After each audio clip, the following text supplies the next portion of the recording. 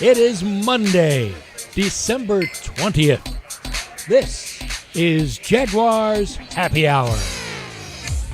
Jaguars Happy Hour is presented by Jet Home Loans. And now, a guy who believes Kraken makes the best calamari, J.P. Shadrick. Welcome in. It's Jaguars Happy Hour on a Monday afternoon. My name's J.P. Shadrick. We have a busy show as always on Monday. Of course, CBS Sports senior writer Pete Prisco joining us. Pride of the Jaguars left tackle Tony Boselli is nearby. We'll hear from him soon. The Urban Meyer aftermath continues, in fact. Reviewing Week 15, the Texans over the Jaguars 30-16, the final score. The Jags are number one in the draft order next year. We'll get to that, of course. Social media questions and around the NFL in Week 15. Welcome in again. A wild week, of course, for the Jacksonville Jaguars. It started truly last Saturday. NFL media reports about tension between the players, the staff, and head coach Urban Meyer. And then the next day, a 20-0 loss at Tennessee. Last Monday, Jags owner Shad Khan was meeting with select media members on the eve of the 10th anniversary of ownership, so he was out in the media with a lot of things going on. NFL owners meetings in Dallas Tuesday and Wednesday. A Tampa Bay Times article released Wednesday afternoon, but in reality, the wheels had been in motion. And then Thursday at 12:39 a.m., the announcement that Meyer was fired. Thursday and Friday preparation under interim head coach Bevell. And then Saturday at 5 p.m., Meyer speaking with Ian Rappaport of NFL Media, apologizing to Jacksonville, denying accusations against him in the final days. And then Sunday, a loss to the Houston Texans with a third-round rookie quarterback in Houston and a handful of starters out for the Texans with COVID-19. Special teams issues, drops and few big plays on offense. Interim head coach Bevell after the game. It really ends up being a normal week. I mean, we're used to all kinds of things that change, and so we have to be ready to make adjustments and be able to adapt to the situation. And thought our guys, whether it was the players or the coaches, did a good job putting a plan together. The guys were ready. They were into it. We just didn't play a clean football game today. That's Bevell, of course. Pete Prisco joining us now, CBS Sports senior writer. And good afternoon, Pete. What a week it's been, man. Where is the big fella? I don't know. He's apparently nearby. He said he's going to be a few minutes behind. He had something going on, and he'll be in here. We'll maybe. He's having that meeting to try and become the general manager. I see where that's going. Oh, you think that's what's going on? They haven't even got rid of the old general manager. Boselli's already sniffing around. See, that's cold, baby. It's a cold business. You like stirring it up, Pete. I know how you do. I sure do. Boy, I stirred it up for a while, didn't I? You did. I mean, look, I'll be honest with you. I was not surprised he got fired. Should he have been fired? Yes, he should have been fired. How many different ways did I say it without really saying it? I mean, I said it. No, you said it. I'll be honest with you. Yeah, I said it. I just think that the whole thing got out of control. And it's unfair. Like I went on my rant last week. It's unfair to the fans to have this happen again, and you can't allow it to happen again. So now he's gone. They have to go find the right guy to build this thing around that quarterback, and the quarterback has regressed. And I watched the tape today, and he missed some throws, and his mechanics have waned, and his feet aren't great. And like the throw to Marvin Jones in the end zone should have been a touchdown. And his feet were bad. His aiming point was bad. There's all these little things that have gone wrong with him. And so I think it's a combination of a bunch of different reasons why. But now you move forward and find the guy to fix him. Find the guy to build it around him. And I think they can. I think there's a lot of good offensive coaches out there. Yeah. There's a lot of smart people out there. And I think they can find the right guy. Don't get caught up in name. That's all I have to say. They've played that game before. Look, they played it this time. Urban Meyer, the name. Clearly, this was a mistake, and I think Shad Khan admitted his mistake by firing him, and now you move on. But not a good look for this franchise. Laughingstock again. Hate to say it, but it is. Laughingstock franchise. Everybody around the league laughing at him. How could they do this? How could the same thing happen over and over again? What do you do to fix it? Who does Shad Khan consult with? That's a good question. Because I don't think Trent Baalke's going to be back. I just don't. So you can't rely on him. And So what do you do? Who do you rely on? Who do you lean on? Who do you call for advice? That's the $1 million question right now. Yeah, because I don't think Shad Khan can do it himself. That's a big question for sure. Pete Prisco with us, Tony Boselli coming up here on Jaguars Happy Hour.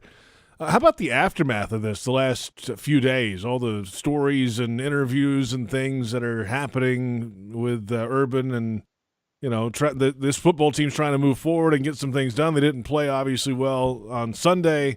It's just a lot flying around right now, including Tony Boselli. Well, including Tony Boselli walking right in front of the camera. Of course. Tony, don't worry about us. We're just doing a show here, buddy. Oh, yeah. Welcome to the show, Tony. Well, the show's much better now that I'm here, Pete. Less of you, more of me. Well, you know what? How did it go, Tony? How'd the interview go for the GM job? It go well? That was the meeting you were at, right? No, it's not where I was. Oh, okay. You're gonna give me a trouble, Pete. No.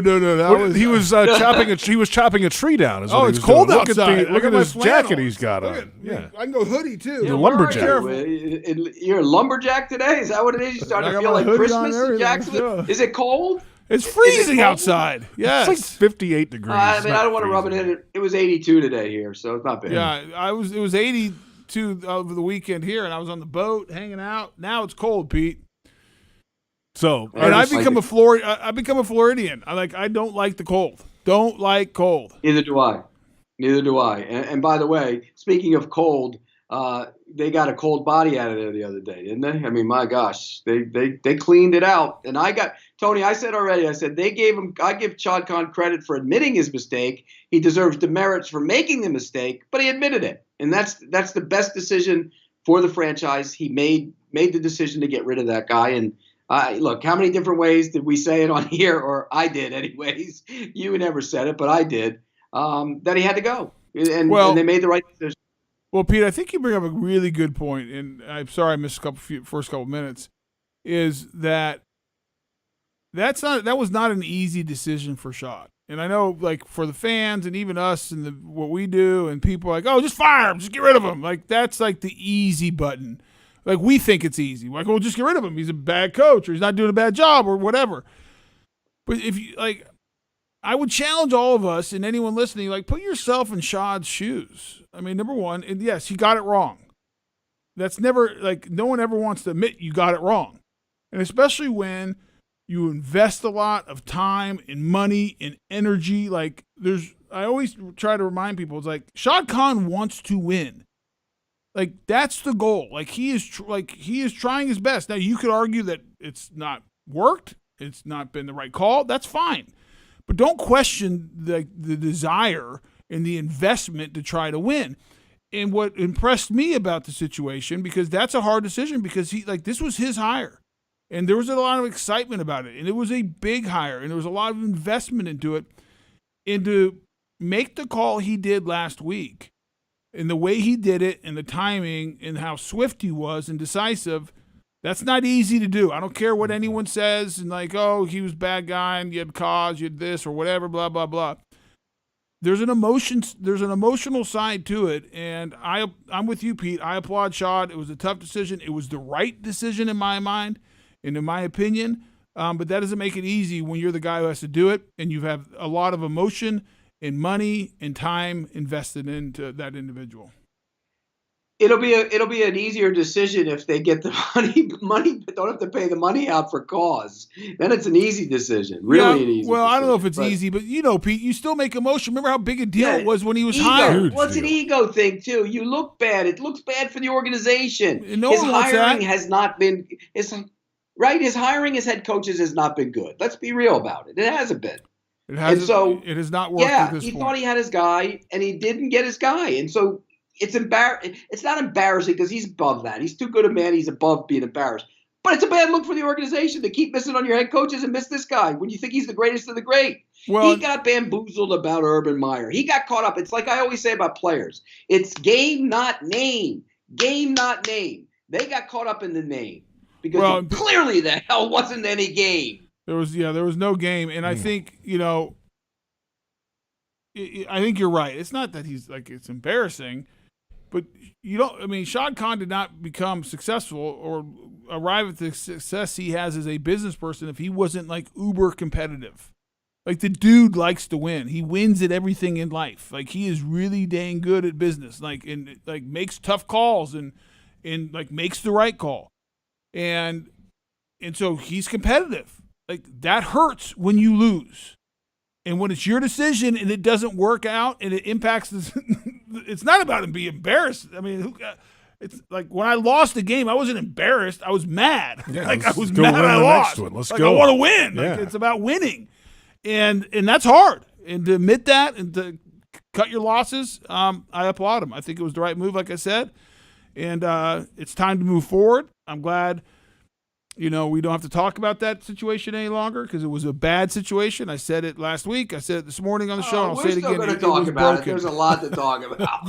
No, but I'm saying after Pete is far from Pete, done. I'm saying after this show, we won't have to talk about it anymore.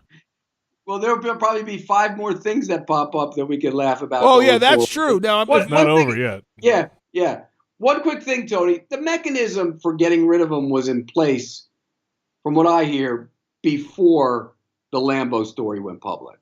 Because they knew about the Lambo story. I don't think, I don't think that he was fired because of Josh Lambo's accusation of being kicked and being called bad names. By the way, there's some people that would have thought that Josh Lambo was the one doing the kicking. I was going to say, like, and I'm not saying it's okay, and I know the world. JP, why are you shaking your head? I don't know what you're talking about. I know the world's different. Yes, you do. But, Pete, didn't people get called names all the time when I was playing here? Are you kidding me? I mean, I could go through a laundry list of things that he did. It's a different time, Tony. You know that. It's a different era. I never got kicked. Back in the day. I never got kicked. What? I said I never got kicked, though. No, he was more of a verbal warrior than anything. He was fear. It was fear, not physical. It was fear. Well, but there were times where Tom probably got a little bit across the line. Yeah, maybe not. Back then there was no line. Today, yeah, probably. But to your point, your question, Pete. No, I do not think, in everything I've heard and all the statements, I do not think that Urban Meyer was fired by Shad Khan because of the Josh Lambo situation. I do not think that's why. Nope. I think there was plenty of other reasons to fire him with cause, that you didn't need that for that reason. That's my opinion. I mean, I don't know enough. I mean, that's kind of what I've heard and probably heard the same thing. I've heard that, though, through the grapevine from people that's exactly what it was. So and now they're taking criticism for not firing him that Monday. Yeah, Sunday or Monday. And, right. Some people, why wait until the middle of the night? Why does it matter? Sometimes you got to go through some fine lines in the paperwork and everything else. What's the hurry? Do their due diligence. Yeah, what does it matter if you did it Monday or Wednesday? The theory being that you didn't game plan. The best thing about it is he didn't even talk to his team. He didn't even talk to his team. Well, the word he didn't even talk to his coaches. He walked out the door. Well, it sounds like it wasn't the first time he left, based on some of the comments. I told you that a long time ago. That was the book on him. Home at 4:30. Phone off. You're not reachable. Now, I don't know if I can't verify that 100%, but I've been told by a couple of different people. So, when you're the head coach of a team, you got and look, he did get there at like the 4 o'clock, 3 o'clock in the morning, from what I understand. So it wasn't like he wasn't working. I don't want to say that, but you got to be available around the clock when you're the head coach. Yeah, I don't know. Didn't Bevell kind of make like a joke about it almost? It was almost like he was flippantly saying that when he said it. I just got the sense from watching the stuff I watched, the coaches, Joe Cullen, they feel like they're liberated almost. Hey, we're free now. Let's go. Well, but that's I don't know about that, Pete. Yeah, and Pete, I think that's a misnomer. You're not free. Yeah. Listen. Still got 3 games to go. You got 3 games to go. And Pete, free, but free of that mentality and that. Well, maybe free of that mentality in the direct supervision of Urban Meyer and what that brought. But here's the reality. Everyone in this building is going to be judged at the end in 3 weeks from now, and they're going to be evaluated based on their job. And my guess is, and again, this is me, Tony Boselli, not speaking for the organization, but if I was a betting man, that's not the last change that's going to be made. Just my guess. No, I would imagine And this is something, JP, we're gonna have to address this. What's the next step in finding the next head coach? I like that. I mean, what is the next step? Because you got a window now where you can start interviewing guys earlier than you've ever been able to interview. Next week, Pete. So that's part of the reason. Next week. Yeah, that's 2 weeks of the season. That's why it's good to get the process going if you're going to do it, not wait. So I'm all for what they did. You know that. I would have done it a long time ago. I thought the team was unorganized. I didn't think he looked like he cared. I thought that the players were pushing back on him way back in training camp, which is never – look, that's no reason to get rid of a guy. You had the incident with not flying back with your team, which is – of all the things he did, look, the incident with the girl at the bar, that's between him and his family. It's a stupid look. But not flying back with your team from a football standpoint is one of the worst things I've seen in this league in a long time. The worst. You go down, your team loses, it's a tough loss, go home with them. If you want to go back to Ohio, get on your private plane and go. You go home with your team. And the whole body of work, he had to go. He was a bad coach. He didn't know what was going on with his team. They made the right decision. Get him the hell out, move forward, get a new coach. Well, we know how Pete feels. No, yeah, you just laid it out there again. Let's come back. We'll get into the quarterback, Trevor Lawrence. A lot to talk about there. A lot to discuss there because that's really priority number one, I think, for the future. 1 and 2 and 3, probably. Yeah, a whole handful of priorities for this team moving ahead. Plenty ahead, of course, in the second hour. Your social questions. Twitter is a buzz, as you would imagine, Tony. I know you love it. No, you don't? Oh, I love it. Oh, that's can't a no. wait. Yeah, I can't wait. He shook his head no. No, I was shaking my head in excitement. Can't wait. Is that what it is? Can't wait. Well, we're off and running either way. It's Jaguars Happy Hour on the Jaguars Digital Network. Jaguars Happy Hour is brought to you by Dreamfinders Homes, homes that fit your lifestyle. And by Baptist Health, changing healthcare for good.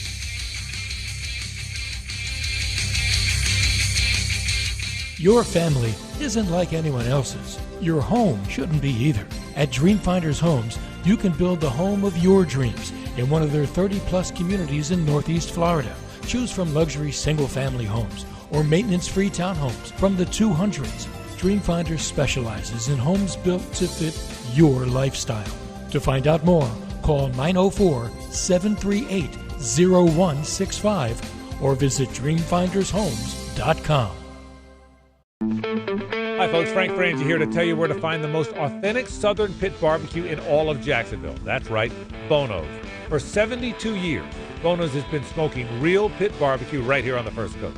Smoked for hours, served in minutes, and always cut to order. You can find Bono's locations all around town and on game day at TIAA Bank Field. Bono's is the official barbecue of the Jacksonville Jaguars. If you want great barbecue, head to Bono's today. If you don't see a pit, it ain't legit. Great teams leave it all on the field. But with the powerful towing and payload that Ford F-150 delivers, you can take it all with you, too. No wonder Ford F-Series is America's best-selling truck 44 years straight. The 2021 Ford F-150, built for greatness. Visit your local Ford dealer or buyfordnow.com. Based on 1977 to 2020 calendar year total sales.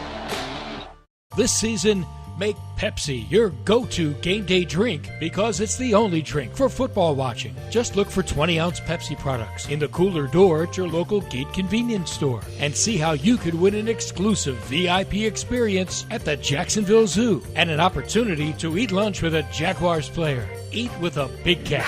Courtesy of Pepsi and Gate. No purchase necessary. Visit jaguars.com/zoo for official rules and details. Ends 12/31/21. At Tropical Smoothie Cafe, one taste and you're feeling good now, smiling wider now, seeing brighter now, bucket dunking now, namasteing now, popping a wheelie now, living lighter now. You're on Tropic Time now. And on Mondays, try our Jaguars Duval Delight Smoothies for $2.99. And you're roaring louder now, end zone dancing now, sipping spirit now. You're on Tropic Time now at Tropical Smoothie Cafe. Too many bicyclists are involved in traffic crashes while riding at night. So always make sure you're visible when you're riding, especially at night. Use bike lights and wear light or reflective clothing. And drivers, make sure you're watching for bicyclists and moving over to keep them safe. Remember, no matter what pedals power you, always pedal safely. Brought to you by Alert Today, Florida, because safety doesn't happen by accident. Mike Dempsey and Fat Tony, Jaguars Today. All Jaguars, all NFL, all the time. 10 to noon weekdays on 1010XL. It's definitely frustrating. All the guys are frustrated. We want to be more consistent. We want to win. So it's definitely frustrating. But like I said, we're the ones that control that. We got to go make the play. I gotta make those throws. The other plays, guys got to make catches. We all have our part, and there's no way around that. Like we all have to play better. So that's the thing. You just got to look yourself in the mirror and figure out how to get better. And I think we'll do that. But you got to really do that this week. That's Trevor Lawrence, of course, after the game yesterday. A Jaguars lost to the Houston Texans. 6 consecutive losses for the Jags now. JP Shadrick, Tony Boselli, Pete Prisco on Jaguars Happy Hour. Glad you're along with us today. Recapping the game yesterday offensively. A little more James Robinson, okay. And then Trevor Lawrence. Let me cut to the chase here. Yes. Am I right in this statistic? Trevor has 1 touchdown in the last 6 games? 7 games. 7 games. Yes. Like that's all. That's the story. That's the whole story. Start, finish, middle, foreshadowing, climax, conclusion, like whatever. It's like that is the entirety of the story. Like you have to have more production in today's NFL. Like it's beyond me to think that we've thrown 1 touchdown pass, 1 in 7 games. Well, what about 9 on the year? Okay, that will go. But Pete, at least in the first, so we played 12 games now? No, 13 games now. At least in the first 6, we threw 8. 14 games, 2-12 record. 2-12? Oh, yeah, with 17 games. Thank you. 2-12. So at least in the first 7, we threw 8. 1 in the last 7. That's like unreal. He's like, about that's right a now. problem. His average is about as good as your lock average. Because you locked last week, by the way. We haven't given you crap for that. I was forced into the lock. Let's be clear. I did not want to lock it. There's no such thing as a forced lock. I mean, the lock is voluntary. I should start locking the other teams winning. I'm going to lock the Jets winning this week so that the Jags JP's win. got a lock. JP's got a lock this week. Yeah, I got to lock the next 2 weeks. They got to win the next 2 to sweep the AFC East. That's not going to happen. I called that after the Bills win. That was, in hindsight, not the best lock. That's not going to go well. They're not winning again, okay? They're not winning again. Again, not winning. So 2. Whoever had 2 in the pool before the season, you're the winner. Yeah. But they certainly aren't getting to our numbers. They're not getting our numbers. Go back to the issue of 1 touchdown in 7 games. Like, how does that happen? Like, that is like completely being inept. Davis Mills threw 2 touchdowns yesterday against us. 2. Well, he would have had Trevor threw, and I told JP this before you came on. The throw to Marvin Jones is a touchdown. His mechanics were awful. His body was pointing one way, and he threw with his arm the other way, and that's where he's missing. I know Marvin Jones was open. I realize that. I'm not blaming the receivers right now. I'm actually putting it right on the lap. Neither is Pete. No, that's my point. But I'm blaming the quarterback on that. What has happened, Pete, to where we are throwing 1 touchdown in 7 games and Trevor Lawrence is our quarterback? Like something's not right. Like that needs to be. That's what we need. They actually aren't scoring a lot of touchdowns either, are they? No. I get that, Pete. But I'm just going to go. I just want to focus right now on the quarterback, in the throwing, in the lack of production, and lack of like anything. And so, like, what's the longest touchdown pass of the year? I don't know, and I don't care right now. I care that there's only been 1 in the last 7 games, and the focus, like, there needs to be, to steal our past coach's vernacular, a deep dive on what is going on with Trevor Lawrence and where are we missing it? Is it the offense? Is it the coaching? Is it the mechanics? Is it all of the above? Because I just refuse to believe that the kid can't play quarterback. I've seen too much. Saw too much in camp. Saw too much early in the season. Like he's not going in the right direction, and that needs to be the focus of this entire organization from now until next season when we kick off. getting the right leadership to make sure that kid is like maximizing his potential. By the way, to answer your question, Pete, the longest touchdown pass of the year for him is 41 yards back in Week 1 at Houston. Yeah, that's a long time ago. His longest pass play of the year is 58 yards against Tennessee on October 10th. That's a long time ago too. So are those down? I don't remember those throws. Are they down the throw? Are they not? One of them was a screen, right?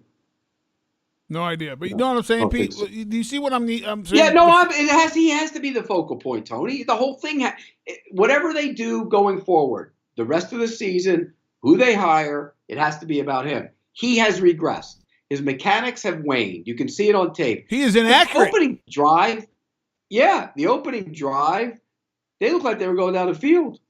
Bing, bing, bing, bing, bing. They looked good to that drive. Then it was the end of it. It went away. He is inaccurate right now. Like the play where he hit, who did he hit? O'Shaughnessy on the sideline? 30-yarder. That was? Yeah. That was actually a bubble good screen. play design. They faked the bubble screen, and they run him up the sideline. So what do now? They go back and run the bubble screen about 14 more times the rest of the – I mean, look, I can criticize the offense all you want. You know how I feel about that. But he is regressing because of the design of offense, because receivers don't win, because he's getting hit, and because he just hasn't improved. He hasn't improved. Pete, he's not, and that's the most concerning thing. Would you agree? He's just not accurate right now. His mechanics, Tony. Yeah, I agree. Go back and watch the throw to. Yeah, if you watch the throw to. Yes, I saw it. I saw it multiple times. Step into it. It's a touchdown. His body is going one way, his arm's going the other. It's a terrible. Mechanics are terrible. Yeah. By the way, that Week 1 touchdown was a pass deep left to DJ Chark. I remember that against Houston. Far corner of the end zone away from where the booth is, going right to left. That's correct. Back right corner of the end zone. That's correct. And then he threw another touchdown pass to Manhurts in that game, didn't he? Yeah, he had 3 in that game. He has 9 for the year. So he was on pace for 50-something. He had 5 in the first 3 weeks of the season. And then he has 4 since then? 4 since then. That's a problem.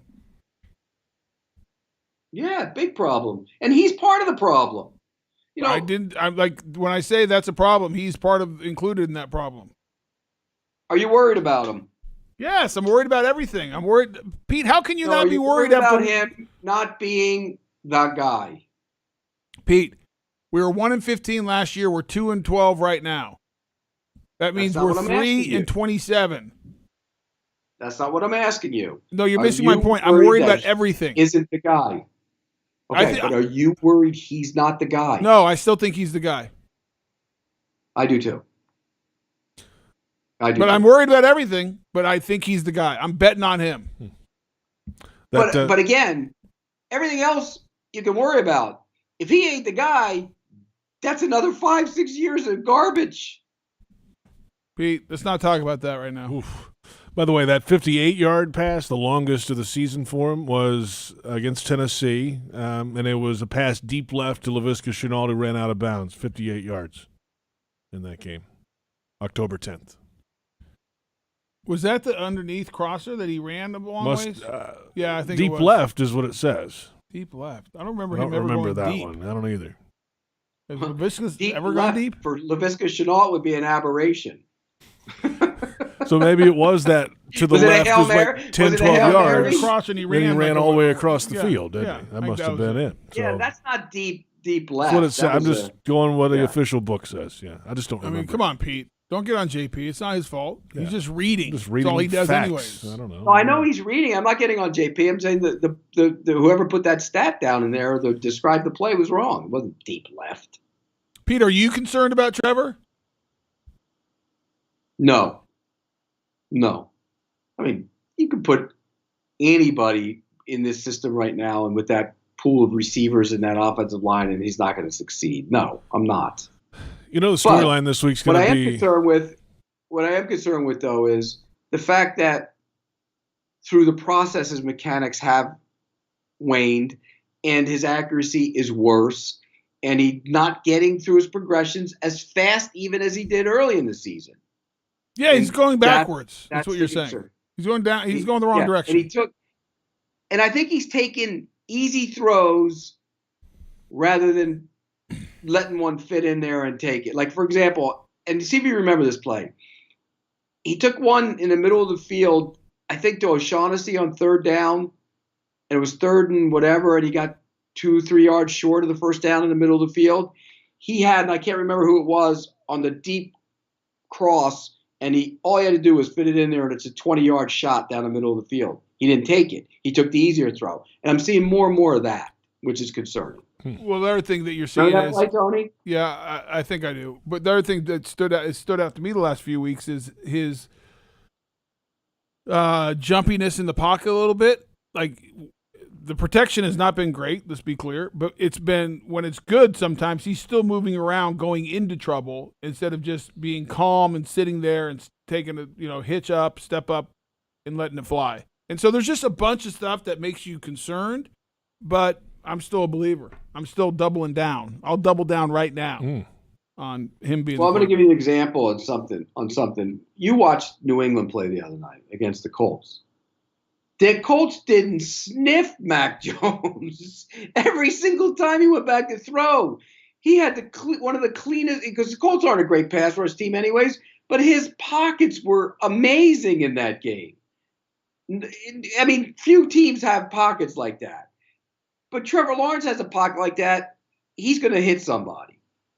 He's going to, if he give him Hunter Henry and Jonnu Smith and the creativity of Josh McDaniels and that offensive line with that pocket, Trevor Lawrence will look outstanding. Pete, the storyline the next 2 weeks is going to be the quarterback matchups. Zach Wilson, Mac Jones versus Trevor Lawrence.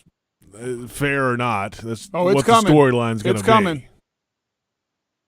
Well, and Zach Wilson is another one that hasn't looked good, in large part because of who's around him. I mean, think about the situations, too. Situations matter for a young quarterback. If you took Mac Jones, who's a Jacksonville kid, and put him with the Jaguars and put Trevor Lawrence with the Patriots, Trevor Lawrence would be every bit as good, if not better, than Mac Jones, and Mac Jones will be struggling like Trevor Lawrence. That's the reality of it.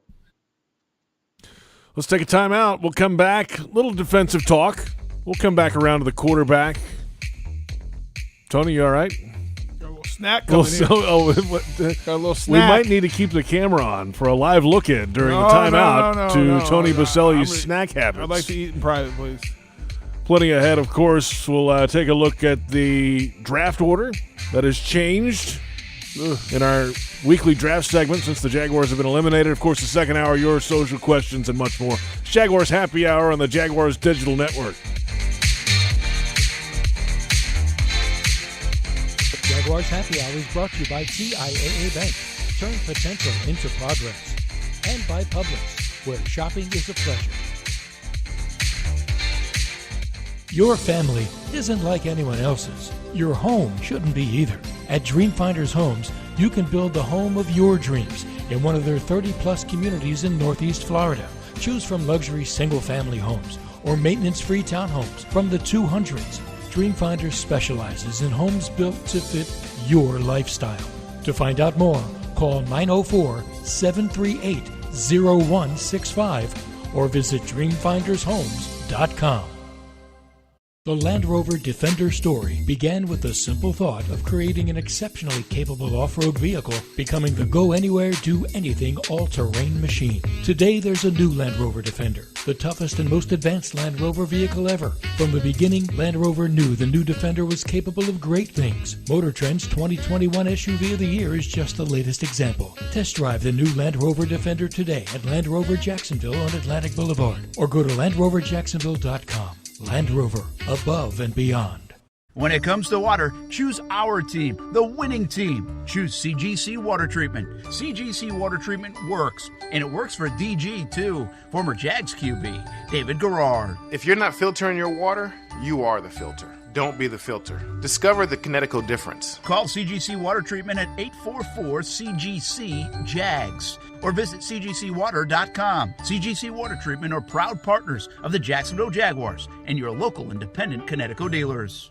Pinpoint, the official signage partner of the Jacksonville Jaguars, helps business decision makers like you maximize the impact of their brand. Your company's identification, advertising, and even the words you use make an impression on your clients. With Pinpoint as your coach, you can make sure it's a good impression. Pinpoint provides the creative design and production services for anything you need to enhance your brand, From custom signage to complete marketing solutions, step up your game with Pinpoint and create the ultimate brand experience for your clients. Visit experiencepinpoint.com. So, it's happy hour. Let's talk whiskey options. Have you tried Citrus Distillers? Have you tried Citrus Distillers Limited Edition 2021 Barrel-Aged Jaguar Whiskey? Did you know it's only available for a limited time and manufactured in Jacksonville? Yes, Jacksonville. I said local whiskey. Try it on the rocks or in a Jack's Whiskey Sour. Citrus Distillers Jaguars Whiskey is available at local liquor stores, restaurants, and the Jaguar Stadium. Drink local, Jacksonville. Find recipes and events at jaguarswhiskey.com. Jaguars fans, here's a great way to pay with pride wherever you go. Exclusively from TIAA Bank, the Jacksonville Jaguars Visa debit card comes with a fierce look and fantastic features, along with the convenience to make purchases online or at millions of locations worldwide. And it's yours, free, when you open a Yield Pledge checking account. Order yours today. Visit TIAABank.com/JagsCard. TIAA Bank is a division of TIAA, FSB, member FDIC, and the official bank of the Jacksonville Jaguars. When Jaguars news breaks, you'll hear about it first on 1010XL, home of the Jacksonville Jaguars.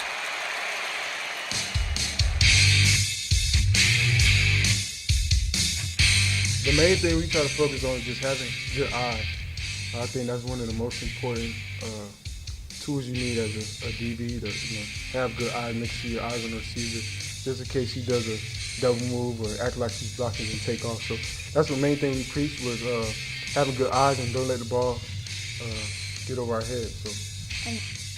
It's Tyson Campbell, rookie cornerback, and welcome back. It's Jaguars Happy Hour on a Monday afternoon. JP Shadrick with Pete Prisco and Tony Boselli recapping a Jags loss to the Houston Texans, 30-16 the final score. The Texans are 3-11, two of those wins against the Jags. Jags are 2-12. And we'll get to the draft order coming up. You probably know what it is by now in 2022. So the two teams we've beaten have winning records. That's right. AFC East opponents, Dolphins and Bills. Because the Dolphins won again, correct? They did. They rallied. They don't have a winning record, though. No. What are they, 7-7? 500. Yeah, they're right there. Yeah, okay, so my point is the two teams we beat are 500 and have a winning record. What about the Bills? What about the Dolphins? What do you think the Dolphins and the Bills are thinking right now after watching us lose to the Texans with 11 guys on the COVID list, 7 starters out? I mean, what are they thinking? They're like, what? Happen? How did we? What? What happened? Hello? How did this happen? Particularly the Bills. That was lost 9-6. 9-6. I mean, the Jags scored a combined 32 points in those games. 23 was the high water mark against Miami. You understand 23 is the high water mark for the year. Season, yes. I understand. And you had to kick 2 50-yarders from Oxford, England to win the game. So are we the low? Do we have the? We have to be the lowest scoring offense in the NFL now after that last week because the Texans outscored. Put 30 on the board. I know the Texans were 0.2 points more. I know. It was 13.8 to 13.6. Yes, 14.8 to 14. We went up though. Yeah, we did because we scored 16. Yeah, that's how we roll, baby. 14.8 to 14. We overachieved. It's really What's that, Pete? I mean, they lost to Buffalo, and Buffalo has double the scoring average. Buffalo lost to them. How? Defense had an epic day. That's why. Well, and let's talk about the defense because overall, this defense has done a good job this year. Yeah, they have. I mean, even yesterday, the Texans stink. One was a kick return. Mm-hmm. The last at the end, the bubble screen. I mean, you don't want that to happen.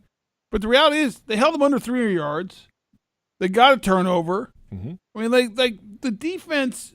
I give Joe Cullen credit, and it'll be interesting to see what happens with whoever the new coach is, because I think they're going to clean house on the offensive side. Like, I think that's my. I don't know anything, but my guess is when you have the worst offense in the history of the franchise and one of the worst in the history of the NFL, you're probably going to clean house. It'll be interesting to see what they do. Coach might clean house on the defensive side too, Tony. I'm not saying he won't, Pete. He might. But I would argue Joe Colin's done a good job with this unit. I would agree. So if you have a good defensive coordinator, why would you get rid of him?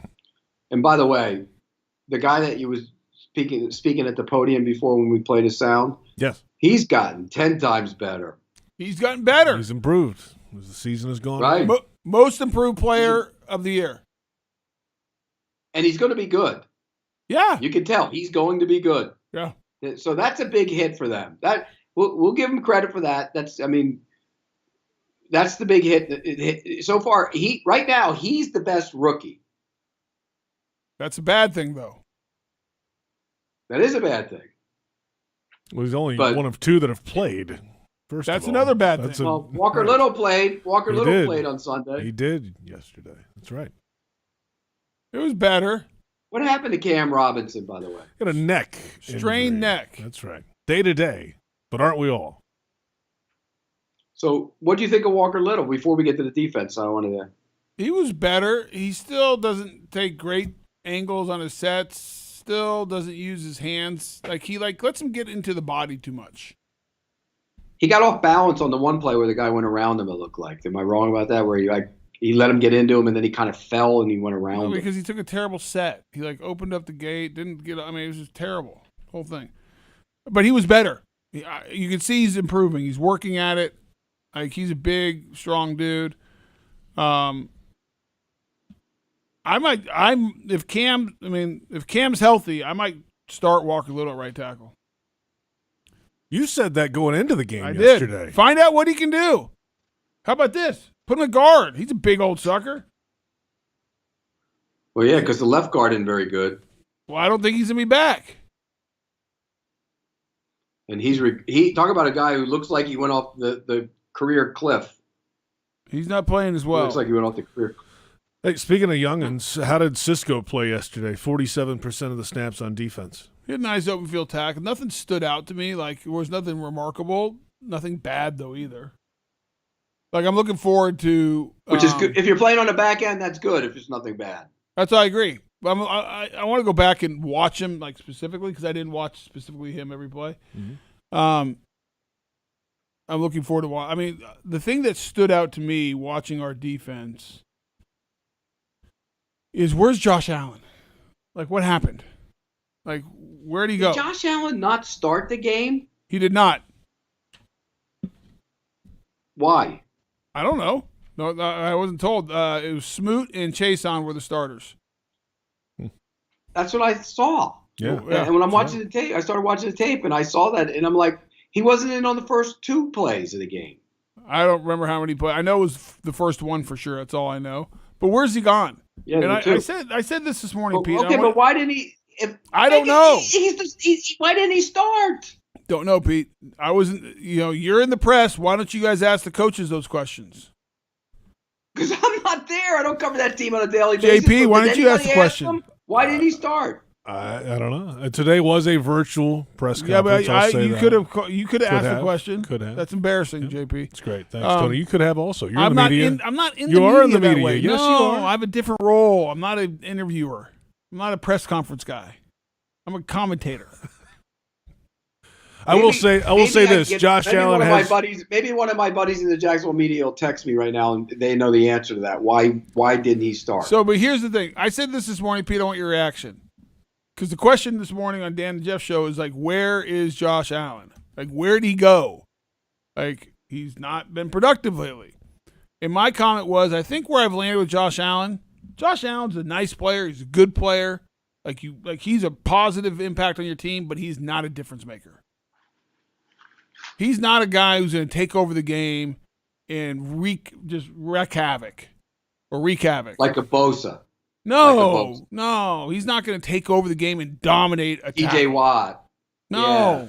Myles Garrett. No, he's not that. He's just a nice player. I will say this about Josh Allen. He has been on the injury report for a number of weeks with a shoulder. Yeah. Just saying. Everyone's hurt, JP. I'm just saying. Everyone's hurt this time of year. He was credited with 4 hurries, though, I think, if I'm not mistaken, which I don't remember. I haven't watched the defensive tape except for the first couple plays, but I watched. I did not see. I'm with you, Tony. I watched the tape today. I didn't see anything. Nothing. I'm not saying he played bad. I'm talking difference maker. I'm talking a guy, like, when you turn on the tape and you play offensive line in this league, you're like, oh, you know what? I got to block that dude. Like, you're watching tape into the wee hours of the night to try to figure out how to block that guy. Like, I remember in 96, Pete, when we played Buffalo and Bruce Smith was Defensive Player of the Year, I watched every game, like, grinding, trying to figure out how I'm going to block this guy because he was dominant. That's not Josh Allen. That's Myles Garrett. That's Nick Bosa. That's T.J. Watt. Like, those guys. Joey Bosa. Yeah. Chandler Jones. Like, these guys, like, you, like, watch tape and you're grinding. Like, okay, what I need to figure out. Like, what does he do? That's not Josh Allen right now. I'm just sorry. What does he have, 5.5 sacks? Yeah. That's. I mean, he's a good, like, I want him on my team. I'm not trying to kick him off the team or anything. Well, don't worry. They got the number 1 overall pick. They can get another defensive end. But, Pete, am I wrong with that? I mean, he's not a difference maker, is he? No, he's not. Here's why. There are certain guys that play hard and play tough, and they'll get you 8 or 9 sacks a year. Then there are guys that are special that play hard and play tough and have the physical explosive ability in the hands and everything else to get themselves 15 sacks. Josh Allen is more of the first group. He might get the 9, 10, 11 sacks from playing hard, playing tough, playing good. He's not going to explosively blow by people on a continual basis. And that's the difference. Like, if he's the second end opposite Myles Garrett, he'd be really a good player. If he was the second end opposite Nick Bosa, he'd be a really dynamic player. But he was the second. Is he like Crosby at the Raiders? Crosby, like, that's a dude that plays hard and disrupts football games. Right. No, is he he's that? Not that. No. Let me ask you this. Was he better than Yannick Ngakoue? I think they're good hard players like you want on your team. I don't think they're going to take over games. And I'd argue that Yannick takes over games more because he creates fumbles.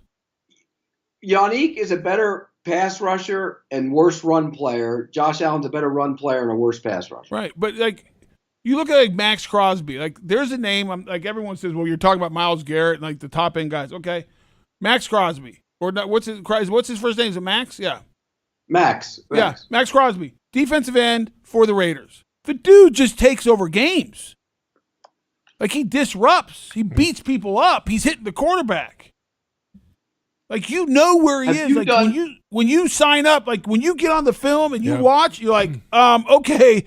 See whatever number he is, 98, 99, I don't know what number he is. Like, we got to block him. Like, watch him. He's good. I got to block him. Like, I don't see that in Josh, and that's what I thought he was going to be this year. All right, we're up against it, Pete. Sorry. Let's take a quick timeout. We'll come back. We'll continue this conversation, of course. We'll get back to the offense. We'll get back to the aftermath of the Urban Meyer firing. Let's go back and forth. That's what we do. We're all over the place. We're back in a moment. Veterans, choose VA for the benefits you earned. Visit choose.va.gov, and it's Jaguars Happy Hour, presented by Jet Home Loans on the Jaguars Digital Network. Your family isn't like anyone else's. Your home shouldn't be either. At Dreamfinders Homes, you can build the home of your dreams in one of their 30-plus communities in Northeast Florida. Choose from luxury single-family homes or maintenance-free townhomes from the 200s. Dreamfinders specializes in homes built to fit your lifestyle. To find out more, call 904-738-0165 or visit dreamfindershomes.com. At ViStar Credit Union, you inspire us to deliver on our promise, to do good for our members and our communities. That's why we offer more banking options, like better rates and no hidden fees. We also give back, donating several $1 million to hundreds of nonprofits each year. Better financial lives, stronger communities. ViStar Credit Union. Do good. Bank better. Visit vistarcu.org/join. Insured by NCUA. You expect Jags fans to say, Duval. You expect the Beard Stadium's going to be cold, the dogs will be hot, but what you don't expect is an airport hotel with a renovated, inviting lobby, a cool bar, and crowded restaurant, or 10,000 square feet of space just waiting for your next family or business event. At the Crowne Plaza Jacksonville Airport, you should always expect to be surprised. Book online or call 1-877-2-CROWN. That's 1-877-227-6963. Kessler Creative, proud partner of the Jacksonville Jaguars, has the print services you need for your business. Need large banners and signs for your next promotional event? How about vehicle wraps to advertise your company fleet? Find out for yourself how Kessler Creative can help you stand out from the competition with eye-catching designs that are sure to impress your customers. Kessler Creative, Jacksonville, Florida. Results-driven marketing and a proud partner of the Jacksonville Jaguars. Introducing Ultimate Jags, the free-to-play next-level fantasy football game. Open packs, collect players, build your roster, and pick your weekly lineup. Scratch and claw your way up the leaderboard and compete against Jags fans for fantastic prizes. Download Ultimate Jags now from the App Store and Google Play and get ready to win.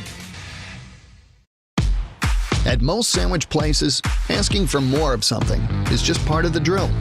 But what if you never had to ask for more? What if more was just a given? At Daly's, more is what our sandwiches are built on. More meat, more cheese, more veggies, more quality, more taste. All for a price that's anything but more. Sandwiches from Dash, made fresh. Daly's. Jacksonville Sports Talk for Jacksonville sports fans. 1010XL, home of the Jacksonville Jaguars. Welcome back. It's Jaguars Happy Hour presented by Jet Home Loans. Final moments of the first hour of the show. We've got a busy second hour, as always. Very much so. What are you eating right now? Crackers. What are you drinking right now? Coffee. What are we doing? Pumpkin spice. Pumpkin spice. That's what I smell. It's very good. This is the diet so far, Boselli. Huh? How's that diet been going? Well, I didn't. In all honesty, Pete and JP, this is the first thing I've eaten all day today. No breakfast, no lunch, nothing. You're withering away. I can't imagine that being true. I give you my word. Nothing. You're lying like you. Why would I lie? I just had crackers and Fritos. The line from that building is trickled down. Pete, why would I lie? Listen, I had crackers and Fritos. Pete. It's not like I'm saying I'm eating celery and broccoli. I'm eating Fritos and crackers. If anybody would be hangry, the definition would be him. That'd be but whatever reason, I got busy. And he wasn't that angry, was he? No, because I got busy. No. I got busy, Pete. Next thing you know, it's like we've seen him hangry before. Yeah, this was not that today. I hadn't eaten. I'm gonna try that. I'm gonna try not to eat and see if I can just lose weight. It's called intermittent fasting if you don't eat till later in the day. By the way, there actually is a thing. That's what I did out there like that. I intermittent fasted. Just eat when you're hungry. Well, you're hungry all the time. Not intermediate fasting, intermittent fasting. Intermediate. I'm an intermediate fasting. Tony's going to have the intermediate fasting diet where he eats every 15 minutes. Oh, hey, we promised when the Jaguars were eliminated from playoff contention that we would have a draft segment, and here it is tonight. The Jaguars are now number 1 in the 2022 draft order. The Detroit Lions knocked off the Arizona Cardinals to get their second win of the season. They are 2-11-1. The Jaguars are now 2-12, and they have the inside track to the number 1 pick in the 2022 NFL draft, Pete. I was watching it all play out in front of me yesterday in our green room, and I turned to one of my guys and I go, this is where I'm different than like a guy like Tony Boselli tomorrow when I do the show. Because I'm sitting here thinking, boy, that's actually not a bad thing that they lost on Sunday and the Lions won, because now you have the number 1 overall pick again. Well, look at JP just shaking his head. Well, I'll actually say this, Pete. If you're going to be bad and this bad, just stay, be the worst. Because I'd rather have the first overall pick than the second, third, or fourth. That way I can pick anyone I want. So it's a good thing that they lost on Sunday. Well, it depends. It depends where you're sitting. If you're a player, no, it's not good. If you're a coach, it's not good. I'm at the point now. It also depends on who they're picking. Who's doing the picking? Well, yeah. That's a great question, too. I don't know who it is. Do you? No. I don't either. But and we got to get it. We're going to get into some of that futures talk in a second. But as far as the draft, who you having picking? The number 1 overall pick gives.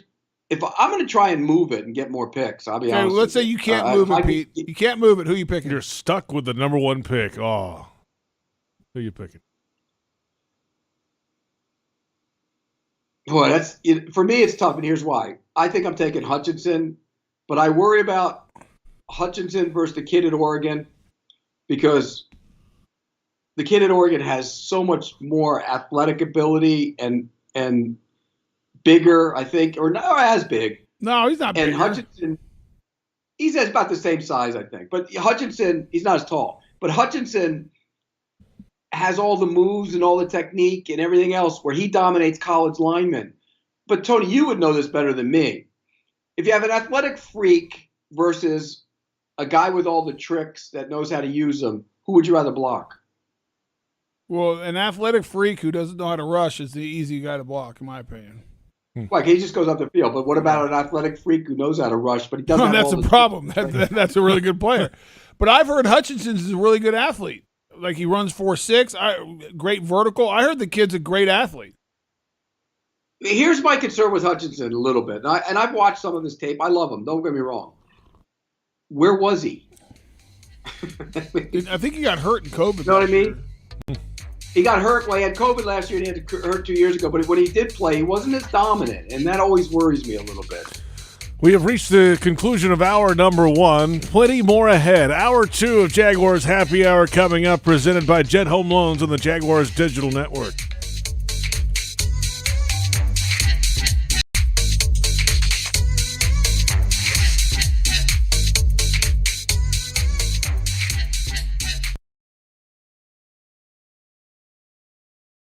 Your family isn't like anyone else's. Your home shouldn't be either. At Dreamfinders Homes, you can build the home of your dreams in one of their 30-plus communities in Northeast Florida. Choose from luxury single-family homes or maintenance-free townhomes from the 200s. Dreamfinders specializes in homes built to fit your lifestyle. To find out more, call 904-738-0165 or visit dreamfindershomes.com. Jaguars fans are gearing up and saving big at Fanatics.com, the world's largest collection of officially licensed fan gear from all the leagues, teams, and Jaguars players you love. Shop the most trusted brands, exclusive designs by Fanatics, and autographed collectibles from today's biggest stars. Join Fanatics Rewards today and earn fan cash on every purchase. Shop now and get today's special offer. Fanatics.com, officially licensed everything. At Ameris Bank, we know that you have a dream. Maybe it's opening a second location for your business. Maybe it's owning a home. Perhaps it's building your nest egg or even buying that new piece of equipment.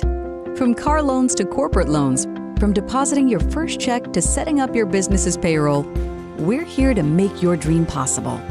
It's possible together. See what's possible at amerisbank.com/stories. Ameris Bank is a member FDIC. All loans are subject to credit approval. Healthcare coverage for less? Yes. Now, because of the new healthcare stimulus, you can get better benefits, more coverage, and pay less with a Florida Blue plan. Claim your savings today. Visit floridablue.com/getcovered now. Policies have limitations and exclusions. If you already had health insurance in 2021, speak with an agent to find out how changing plans could impact your deductibles and out-of-pocket maximums. Florida Blue and Health Options Incorporated, DBA Florida Blue HMO, are independent licensees of the Blue Cross and Blue Shield Association. Everyone's so busy keeping up. Forget about the Joneses. We all on our telephones with the texts and the tweets and the beats. What he said, she said, can't even follow the thread. Down the hole, we all go. Me, I like keeping up too, with my Corona and my attitude. That's La Vida Más Fina. Relax responsibly. Corona Extra Beer, imported by Crown Imports, Chicago, Illinois. It's time for sunshine and summer showers, so it's more important than ever to make sure you call Crystal Clean for all your waterproofing needs.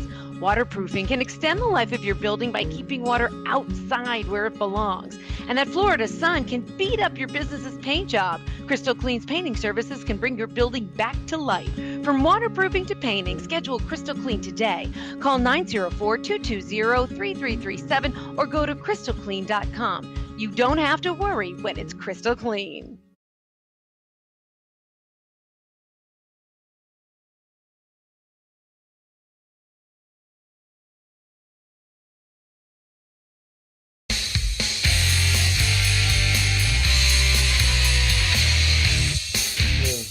That's really not my focus right now. Right now, all I know is that Coach Bev's our head coach, and everything else is still intact, and that's what we're focused on moving forward and just trying to get better. I thought we moved the ball a lot better on offense today, took a step in the right direction, but we just got to make plays down the stretch. When we need them, third, fourth quarter. I gotta make the throws. Guys gotta make the catches. It's all of us. We gotta make more plays. I missed a big throw on third down. Like 8 minutes left in the fourth quarter. So, but I mean, it was nice to see us moving the ball again, like we were earlier in the year. So, that was a step in the right direction. But we gotta finish. That's Trevor Lawrence, of course, after the game yesterday, and welcome back. It's the second hour of Jaguars Happy Hour on a Monday afternoon. JP Shadrick, Tony Boselli, Pete Prisco recapping a Jaguars loss to the Houston Texans, the first game since the departure of head coach Urban Meyer. He was fired late Wednesday night, Thursday morning, a little after 12:30 a.m., and the aftermath of that and the remaining days of the week led into this game. That's now the sixth consecutive loss for the Jaguars, and they've now lost 8 in a row against the Houston Texans. And they were swept this year again by the Texans team. This Texans team of all teams, it's a totally different team from week one as well. And they still put 30 on the board against the Jags yesterday. Defensive starters were down with COVID yesterday for Houston. Special teams struggles for the Jaguars, to say the least. The offense was better relative to really bad, and the defense had some moments. Bad all around right now for the Jags, though. 3 games to go, though. The Jaguars have the inside track to the number 1 overall pick in the 2022 NFL Draft. Up next, a quarterback battle. The top 2 from the 2021 draft going head-to-head next week at MetLife Stadium. Trevor Lawrence and the 2-12 Jags. Zach Wilson and the 3-11 New York Jets. Christmas in Jersey. Are you done talking yet? Yes. That was a long end. I mean, I forgot. It really that we were was actually doing the show. It really was. Like, holy cow, JP! Amazing. Take a breath. It's not the JP show. Can we talk? I mean, can we talk now? JP? Like, you know what? You can talk. You have anything else you want to read for us? I'll just, sit back and kick back and relax. I literally, I was reading Twitter, Pete, and I forgot that I was on the show because I'm like, JP's just reading for 10 minutes. You were hearing, what were you hearing? Ba, ba, ba, ba, ba, ba, ba, ba, I heard blah, blah, blah, blah, blah, blah, blah, blah, blah, blah, blah, blah. It's like the Charlie Brown teacher. Oh, wow. We're kidding, JP. I don't know. Oh, I'm not. Yeah, I'm not kidding. I literally checked out. I thought I was like in another world. I'm you know what show is this? Yeah, I'm just going to kick back. You guys go for it. Perfect. Don't worry, JP. We'll do it. All right. Shut off his mic. All right, it's Tony, cool, let's man. get to some issues here. We'll Enjoy. be JP standing over there. I'm just going to put my feet on the desk. Does Shad Khan need an advisor to help him in the coaching search? Does Shad Khan need an advisor? I think we all need advisors, JP. I mean, not JP, Pete, and JP. From the standpoint, I think we need individuals that we trust, that we can bounce things off of and help us through the process. And so so I guess the short answer is yes. And I think if I was in Shad's shoes, I'd evaluate how I got to this point and just do it different. And I'm half joking there. I mean, how many different ways has he done it already, though? Think about that. Well, You're not half joking. Well, here's the thing. Has he done it different? He's hired different people, different types. Right. But he's been at the centerpiece of making the final call. And now, in fairness to Shad, I don't know his process. I don't know if anyone really knows the process of, and maybe he is listening to people. So this is me taking some liberties based on what I know, which is not a complete picture, to be clear. So he might be. But But my perception is Pete, is that he gets people, he interviews them, and then he makes the choice. Right? I mean that's all we know at least. I mean, JP, do you know anything else? I do not know anything. That's all I know. No. Well, let's take the Urban Meyer hiring. Okay. There was a little bit of an infatuation there. They clearly, at one point last year, decided he was going to be the guy. Probably earlier than any of us realized. It was during the season. They knew. And what led him to that? Now, I've heard that Trent actually was all in favor of it. Now, I don't know if that's true or not, but I don't know where their connection comes from. So he leaned on Trent for that advice, and then once he interviewed, and Urban's track record obviously stood on its own. It's not like you need to get convinced of it. Once you sit down with him, if you like him, you probably hire him. Yeah, but that's where I disagree, Pete. Let me stop you there. And this is where I don't know if he could have done this. I don't know if he did or not. But I know this. I had a bunch of people calling me unsolicited, by the way, once it got out that we were thinking about hiring Urban Meyer, saying that's not a good decision. Like, don't hire him. I agree. I mean, so I was getting that. Now, unsolicited, I had nothing to do with the process. And so I would think, and I don't know this, but if I'm Shad, I am picking up the phone and calling people and diving in deep, doing the deep dive. We've heard that for a while. It's the second time you've used that. And tonight. Really asking the questions. No different than, like, as you hired, like when he made the decision to go Trent Baalke as your GM.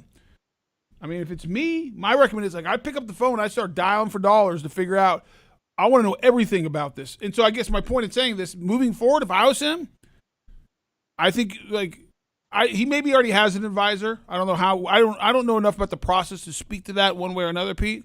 But I'll say this: I would pick up that phone and I'd call and I'd do have a lot of phone call conversations with people who have nothing to gain by, like, no matter what they say about the person. Like, I want to know the truth. Like if I'm, like, perfect example, Pete. Like, if I'm going to go call and, like, have questions about JP, I'm going to call people that know JP, that have worked with JP, been around JP, and don't get anything out of JP getting the job or not getting the job. Like, I just want to know. Like, tell me what the dude's like. I'll tell you all about JP. I'll tell you all about JP. But you know what you mean. No, but you're right, Tony. But I'm going to give you the other side of that. Okay. Jimmy Johnson came out yesterday. I don't know if you saw it, and defended Urban Meyer. He's friends with him. Jimmy Johnson's a respected football guy. If Shad Khan called Jimmy Johnson, excuse me, and said, "Hey, I'm thinking about hiring Urban Meyer. What do you think? I want to talk to you." Go talk to him. He talks to him. He says, "Oh, this guy's a great coach. He does this, this, and this." Well, there's a reference. If he called Belichick, and I know they have utmost respect for Belichick. Belichick and Urban Meyer, friendly, friendly. He'd give him a good recommendation. Okay. So there's two recommendations. Great. How about go call the University of Florida and ask the people who worked with him every day? Because guess what? Urban Meyer has never worked with Bill Belichick and has never worked with Jimmy Johnson. So that's fine. Guess what? They don't know Urban Johnson at all, Urban Meyer. Jimmy Johnson, like, knew him from afar and, like, probably went to some dinners, like award ceremonies, and hung out and drank. You are spot on, Tony. Like, they don't know him. Like, go call the people who worked with him. Go call the secretary. Like, I'll never forget John Robinson, my coach at USC the last couple of years. He said it, like, he said something that stuck into me forever. And he had, like, and I've said this story before, he had, like, 3 rules. Play hard, be on time. And the third rule was the thing that impacted me the most. He says, you better treat everybody in the building with respect. And you better treat the secretary the same way you treat me. And you better treat the janitor the same way you treat me. Because if you don't, that tells me who you are, and I don't want you on my team. I tell that story is, go call the people that Urban Meyer worked with every day. And what do they say about him? Not with Jimmy Johnson. And I like Jimmy Johnson. And Bill Belichick, great coach. They never worked with him. They don't know. And I'll go one step further with the same kind of line of thinking about respect the people in the building, treat them with respect. Every personnel guy and scout I've ever talked to says when they go to a school, they don't want to get the information from what the coach will say because he's going to pump the guy up. He wants him to get to the NFL. It helps him. Yep. They go talk to the strength coach. They go talk to the secretaries. The counselors. They go talk to the support staff. They talk to the cafeteria workers. That's where you find out all about the guy. And so, Tony, you are spot on. They should have went to Florida. They should have went to Ohio State. They should have went a bunch of different places, talked to agents, people. And how is he when you deal with him? And they would have found out what everybody in Jacksonville found out when he was inside the building. He makes people miserable. I mean, I'm just saying. I had a handful of conversations when this was all happening last year. I'm not part of the process, and people would call me. I'm like, dude, why are you calling me? I got nothing to do with this. But I mean, they give me their opinions. It wasn't always very flattering, which is fine. I mean, and there's nothing wrong with asking Jimmy Johnson or Bill Belichick, but that's just one perspective, and that's perspective. And here's the other thing you understand a lot of time about coaches. Coaches don't like bad-mouthing other coaches. It's like doctors. You ever go ask a doctor about another doctor? Like doctors will never say anything bad about another doctor because they don't want to come blown back on them. And so asking Jimmy Johnson or Bill Belichick about Urban Meyer, they don't know him. I mean, like the day-to-day, and they're probably not going to just rip the guy because they have this little community, this little fraternity. So I agree with Pete when I said go ask the guys go ask people who had to work with these individuals every day, and whoever you hire next, do the same deep dive. You were trying not deep to say dive. it, but you did it. Do a complete audit. We're joking about deep dive, but that's exactly what it is. But who does he get to do it? That's the question. He needs somebody to guide him. First and foremost, if Trent Baalke is not going to be part of the team, and we don't know that, but if he's not, then you need somebody to step in that's going to lead the process. And so how do you hire a guy who can hire and advise you on hiring your coach and GM together? Or do you hire the GM and then he hires the coach? There's a lot of things at play in there that you have to decide how you're going to do it. But he needs somebody to advise him. And it's not Trent. It can't be Trent. If Trent advised him on Urban Meyer, which you hear he did, then I think you can't be Trent. So it has to be somebody on the outside. So do you hire a former personnel guy, a coach, a head coach? Tony Dungy's name has been mentioned. Somebody along those lines. And I just think he needs somebody to lean on with football background to help him get through the process. When we return, we're going to keep it real. We haven't even started to keep it real yet. Jaguars Game Day Radio is brought to you by VyStar Credit Union. Do good, bank better. Second hour of Jaguars Happy Hour on the Jaguars Digital Network.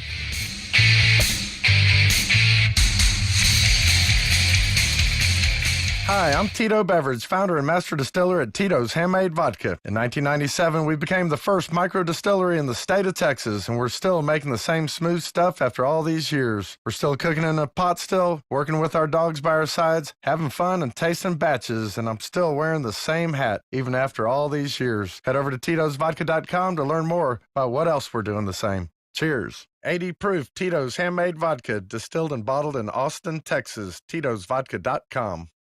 Need pest control that's safe and actually works? Then look no further than Jaguar's proud partner, Kingfish Pest Control.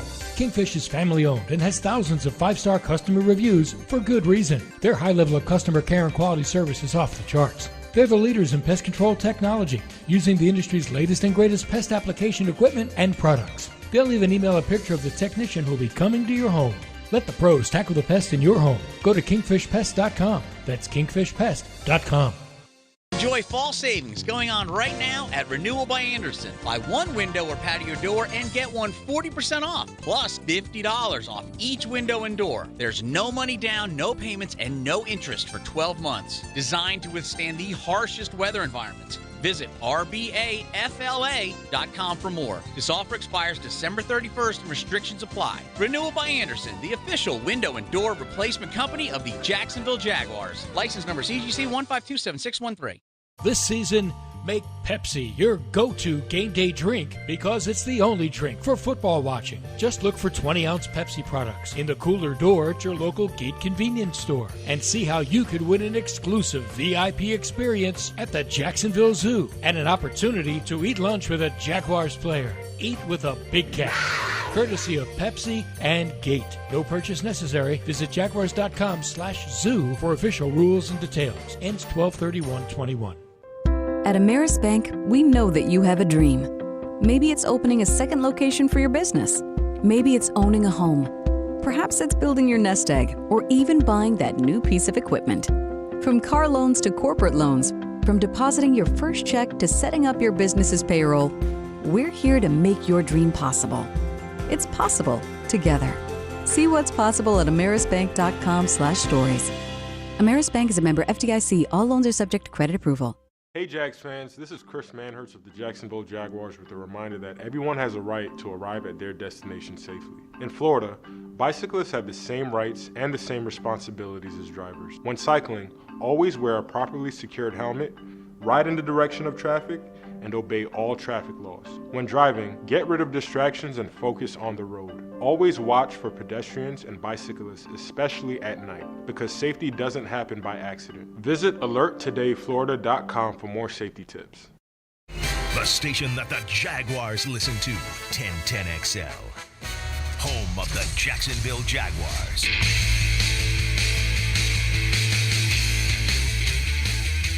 I thought there was things that we did better today. There was a little bit of explosion. You were able to find guys. We were able to create some space for some people. But again, there was opportunities to make plays. We didn't make some of them. We got to catch the ball. We got to throw the ball. We got to protect better, and we'll be able to find the end zone. But it's on us to continue to improve. That's Daryl Bevell after the game yesterday. A Jaguars lost to the Houston Texans. And welcome back. It's Jaguars Happy Hour. JP Shadrick, Pete Prisco, Tony Boselli is rubbing his face. My head hurts. You all right? You going to make it? Gosh. It's been one of those afternoons already. Well, we're just awful on offense. And we're not getting better. And and what Daryl Bevell said's right. You got to catch the ball. You got to throw it more accurately. You got to block. There's just no juice. There's no juice on that side of the ball. What do you think of the decision to make Brian Schottenheimer the play caller? What can it hurt? Go for it. Try it. What does it matter? If it makes it easier for Daryl Bevell to manage the it's the way it sounded today. Manage the whole game? Sure. Yeah, that's the way it sounded today. If I'm Daryl Bevell, I'm not doing it, though. What if they come out and score 30 a game? You'll never be an offensive coordinator again. And they are playing a bad defense this week, by the way. What if they just like a pinball machine in the middle? They'll score 40. Everyone's gonna be like, "Wait a minute, what has this Bevell guy been doing? Where's Shoddy been the whole time?" Well, maybe he can cut down on the little bubble screens to Chenault from 5 to 2 or something per game. Yeah, I don't know. Wow. But does it matter? They're not. How much can you change in 1 week? You are who you are at this point. You can't. All right, this. I thought the opening drive looked great. Go ahead, you got to do your keeping it real. Yeah, well, this leads us into the keeping it real conversation, and keeping it real is presented by Woodbridge by Robert Mondavi. Open up a winner today. Real Ingredients, award-winning wine by Robert Mondavi. It's kind of to the. I still haven't gotten anything out of this whole piece. It's No liquor's been sent my way. It's wine. Which means that the ones you're going to give out for Christmas is too late. Clock's ticking. I'm in trouble. I guess you guys will all know why you're not getting your Christmas presents because Bob didn't send me anything. Santa Claus ain't coming to town. Bob didn't send me anything. So this is kind of to our topic here, okay. Pete. I know we interrupted you there, but who are your offensive pillars right now? Who do you build around on the offensive side of the football moving ahead? So no matter who's picking, whatever's going on, who are the guys that are Trevor Lawrence you believe in? Trevor Lawrence. Okay. James Robinson. Cam Robinson. Even still. Yeah. Franchise him? Yeah, I think it's hard to find. Go look around left tackles in this league. We've gone through this. Yeah, it's not easy. Okay, that's 3. I'm building around. That's it. Pete? Quarterback. Left tackle for the right price. Running back is part of the running game, but I need speed back there. He's a good player, I'm but saying he's a guy. He's on your roster, and you've got ETN coming off. Yeah. Injury next year. Wait, none of the other guys are. Ben Barch is on your roster, Tony. No, that I'm You're just not building around him. I'm okay. Yeah, but like I'm not saying I'm not going to upgrade right guard if I can. Like the way I look at the question you asked, is like where am I like going in next year? I feel like I got 3 starters. Correct. But do I think Ben? Okay, let me say. I'll say it differently. Do I think Ben Barch is a starter? Yes, Ben Barch can start. Like my guess is, unless you go find someone else, like Juwan Taylor is going to be your starting right tackle next year, unless someone can beat him out. I mean, finding offensive linemen is not easy, and you have a bunch of stuff. Here's some. Okay, I'm going to give you an example though. You watched the game Sunday night. The Saints played without their starting tackles and a backup guard. And they just totally did everything they could against a good defense. Protected them. And he had time at times. And it wasn't a disaster. Why is that, Tony? Good coaching, good scheme. You run the ball, take the pass rush out, you play action pass, you move the pocket, you change the launch point so the guys can't tee off. I mean, I can give you a lot of things you can do differently. They haven't gotten any better, the offensive line. No. Juwan Taylor's gone in the wrong direction. Andrew Norwell, I think he's hit the goodbye career over ledge, and he's done. I think Brandon Linder is basically washed up. I mean, not washed up, but he can't stay on the field. That's my concern with him. Yep. Right. And the right guard has moments where he looks like he can be a good, solid guard. He does. Okay, but Pete, let me ask you this question. Not good enough. Is there any receiver that you are not against, like, or that you're not trying to upgrade for next year? No. Any tight end you're not trying to upgrade? Watching the game? No. Okay. In the game on Sunday, and I said, Treadwell would be a good 4 or 5. Let me finish. Okay, so there's not you're going to try to upgrade every receiver. You're going to try to upgrade every tight end. Tell me the offensive line positions that you're not going to try to upgrade. There aren't any. Left tackle. You're going to keep your left tackle. You're keeping Cam. Yeah. For the right price. That's what I'm saying. But you're not actively going to go try and find another left tackle. No. You would try and keep him if the money got out of whack, you'd go try and find a left tackle. Fair enough. I'm assuming. I mean, if you had to franchise him again, it's $15 million or $17 million next year. I'd franchise him. He's going to be my left tackle next year. Yes, that's my point. You can't, because here's the thing: you can't fix everything. It's a long list. Like you literally have to put some plugs in saying we're going with this guy. We're like going there. My point is, this is what the build is.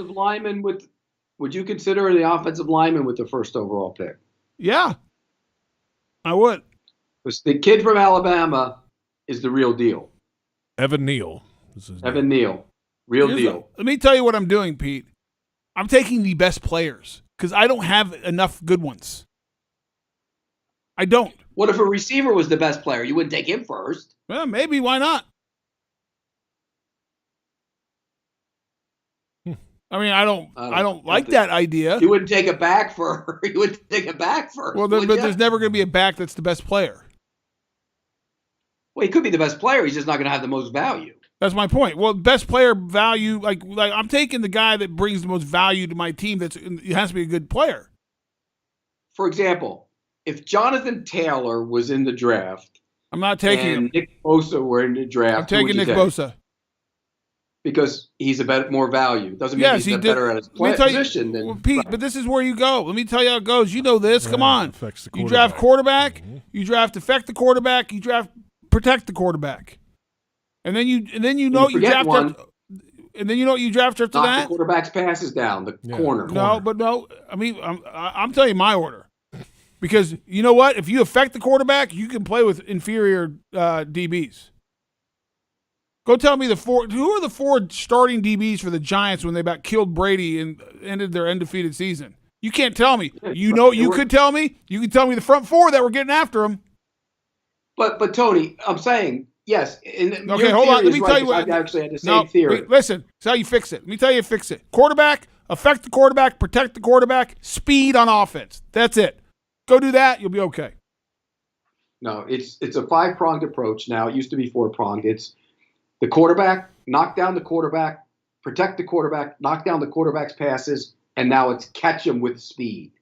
the game has changed. It never used to be a receiver. Okay, fine. My point is I'm putting speed in front of your knocking down the quarterback's ball because I'm going to have a pass rush that's going to be knocking the guy's head off. He's not going to be able to throw it. That's a penalty. Yeah, but how good would your defense be if you had Jalen behind a pass rush like that? Well, I've talked to defensive coordinators that I respect, and they say, well, you know what makes a great back half is a great front four. Oh, I'm with you. The front is. Let me tell you what. There's a theory out there now that the secondary is more important. I don't buy it. Hey, because here's the thing, Pete. Remember the 49ers when Saul 2 years ago they went to the Super Bowl and Richard Sherman was old and couldn't run but was All-Pro or Pro Bowl? Right. You ask anyone on that staff, they were great on the back half because they had 4 dudes who could get after the quarterback. And you never had time back there. I'm with you. That the most important positions are quarterback and knocking him down, and then protecting the quarterback. And then my only thing is, I'm not saying secondary is not important, but I need guys who can run outside on offense. Safety's not important. Corner's important. Speed, Pete. I need speed on offense. Speed. Yeah. And not just straight line speed. I need suddenness. I need make you miss. Like, oh my gosh, you're in the open field. I'm scared to death. You're going to the house. You're asking a lot. Tyreek Hill speed. Well, I mean, there's only very few of that. I'll take Debo Samuel speed. I'll take CeeDee Lamb speed. There's plenty of them out there. Justin Jefferson. Yep. Yeah, you got to go get those guys in the first round though. Okay. Maybe I trade I'm with Pete. If I could trade back, if I had the first overall pick, unless one of those guys just jumps off at the page and I just have to have him he's a difference maker, trade back to 5 or 6 if you can and go get a receiver. You need speed. Now, but I haven't done any work. I mean, it's not like we've done any work. Yeah, maybe Hutchinson's the next Nick Bosa. Well, then guess what? I'm taking him number 1. And by the way, the free agent market, if receivers got a hit last night with Chris Godwin tearing his ACL. I thought it was his MCL. They had an MRI today. Later did more tests. The ACL. Mm-hmm. So he's out for the year. Done. Mm-hmm. Oh, I read because this afternoon the first report was MCL, right? It was, and then they went further tests. And then they did another test, and it was the ACL. Yeah, that's not good. No good. So that was Keeping It Real, presented by Woodbridge by Robert Mondavi. Open up a winner today. Real Ingredients, award-winning wine by Robert Mondavi, and I think we kept it real with a really long list of things on offense. Yeah, there's a lot of holes. Let's come back and social media questions. That'll cheer us all up. As it always does. Tony, he loves them. Love it. Pete loves them. We all love them. It's Jaguars Happy Hour on the Jaguars Digital Network. Hi, I'm Tito Beverage, founder and master distiller at Tito's Handmade Vodka. In 1997, we became the first micro distillery in the state of Texas, and we're still making the same smooth stuff after all these years. We're still cooking in a pot still, working with our dogs by our sides, having fun and tasting batches, and I'm still wearing the same hat even after all these years. Head over to Tito'sVodka.com to learn more about what else we're doing the same. Cheers. 80 proof Tito's Handmade Vodka, distilled and bottled in Austin, Texas. Tito'sVodka.com. At VyStar Credit Union, you inspire us to deliver on our promise, to do good for our members and our communities. That's why we offer more banking options, like better rates and no hidden fees. We also give back, donating several $1 million to hundreds of nonprofits each year. Better financial lives, stronger communities. VyStar Credit Union. Do good. Bank better. Visit VyStarCU.org/join. Insured by NCUA. Introducing Ultimate Jags, the free-to-play next-level fantasy football game. Open packs, collect players, build your roster, and pick your weekly lineup. Scratch and claw your way up the leaderboard and compete against Jags fans for fantastic prizes.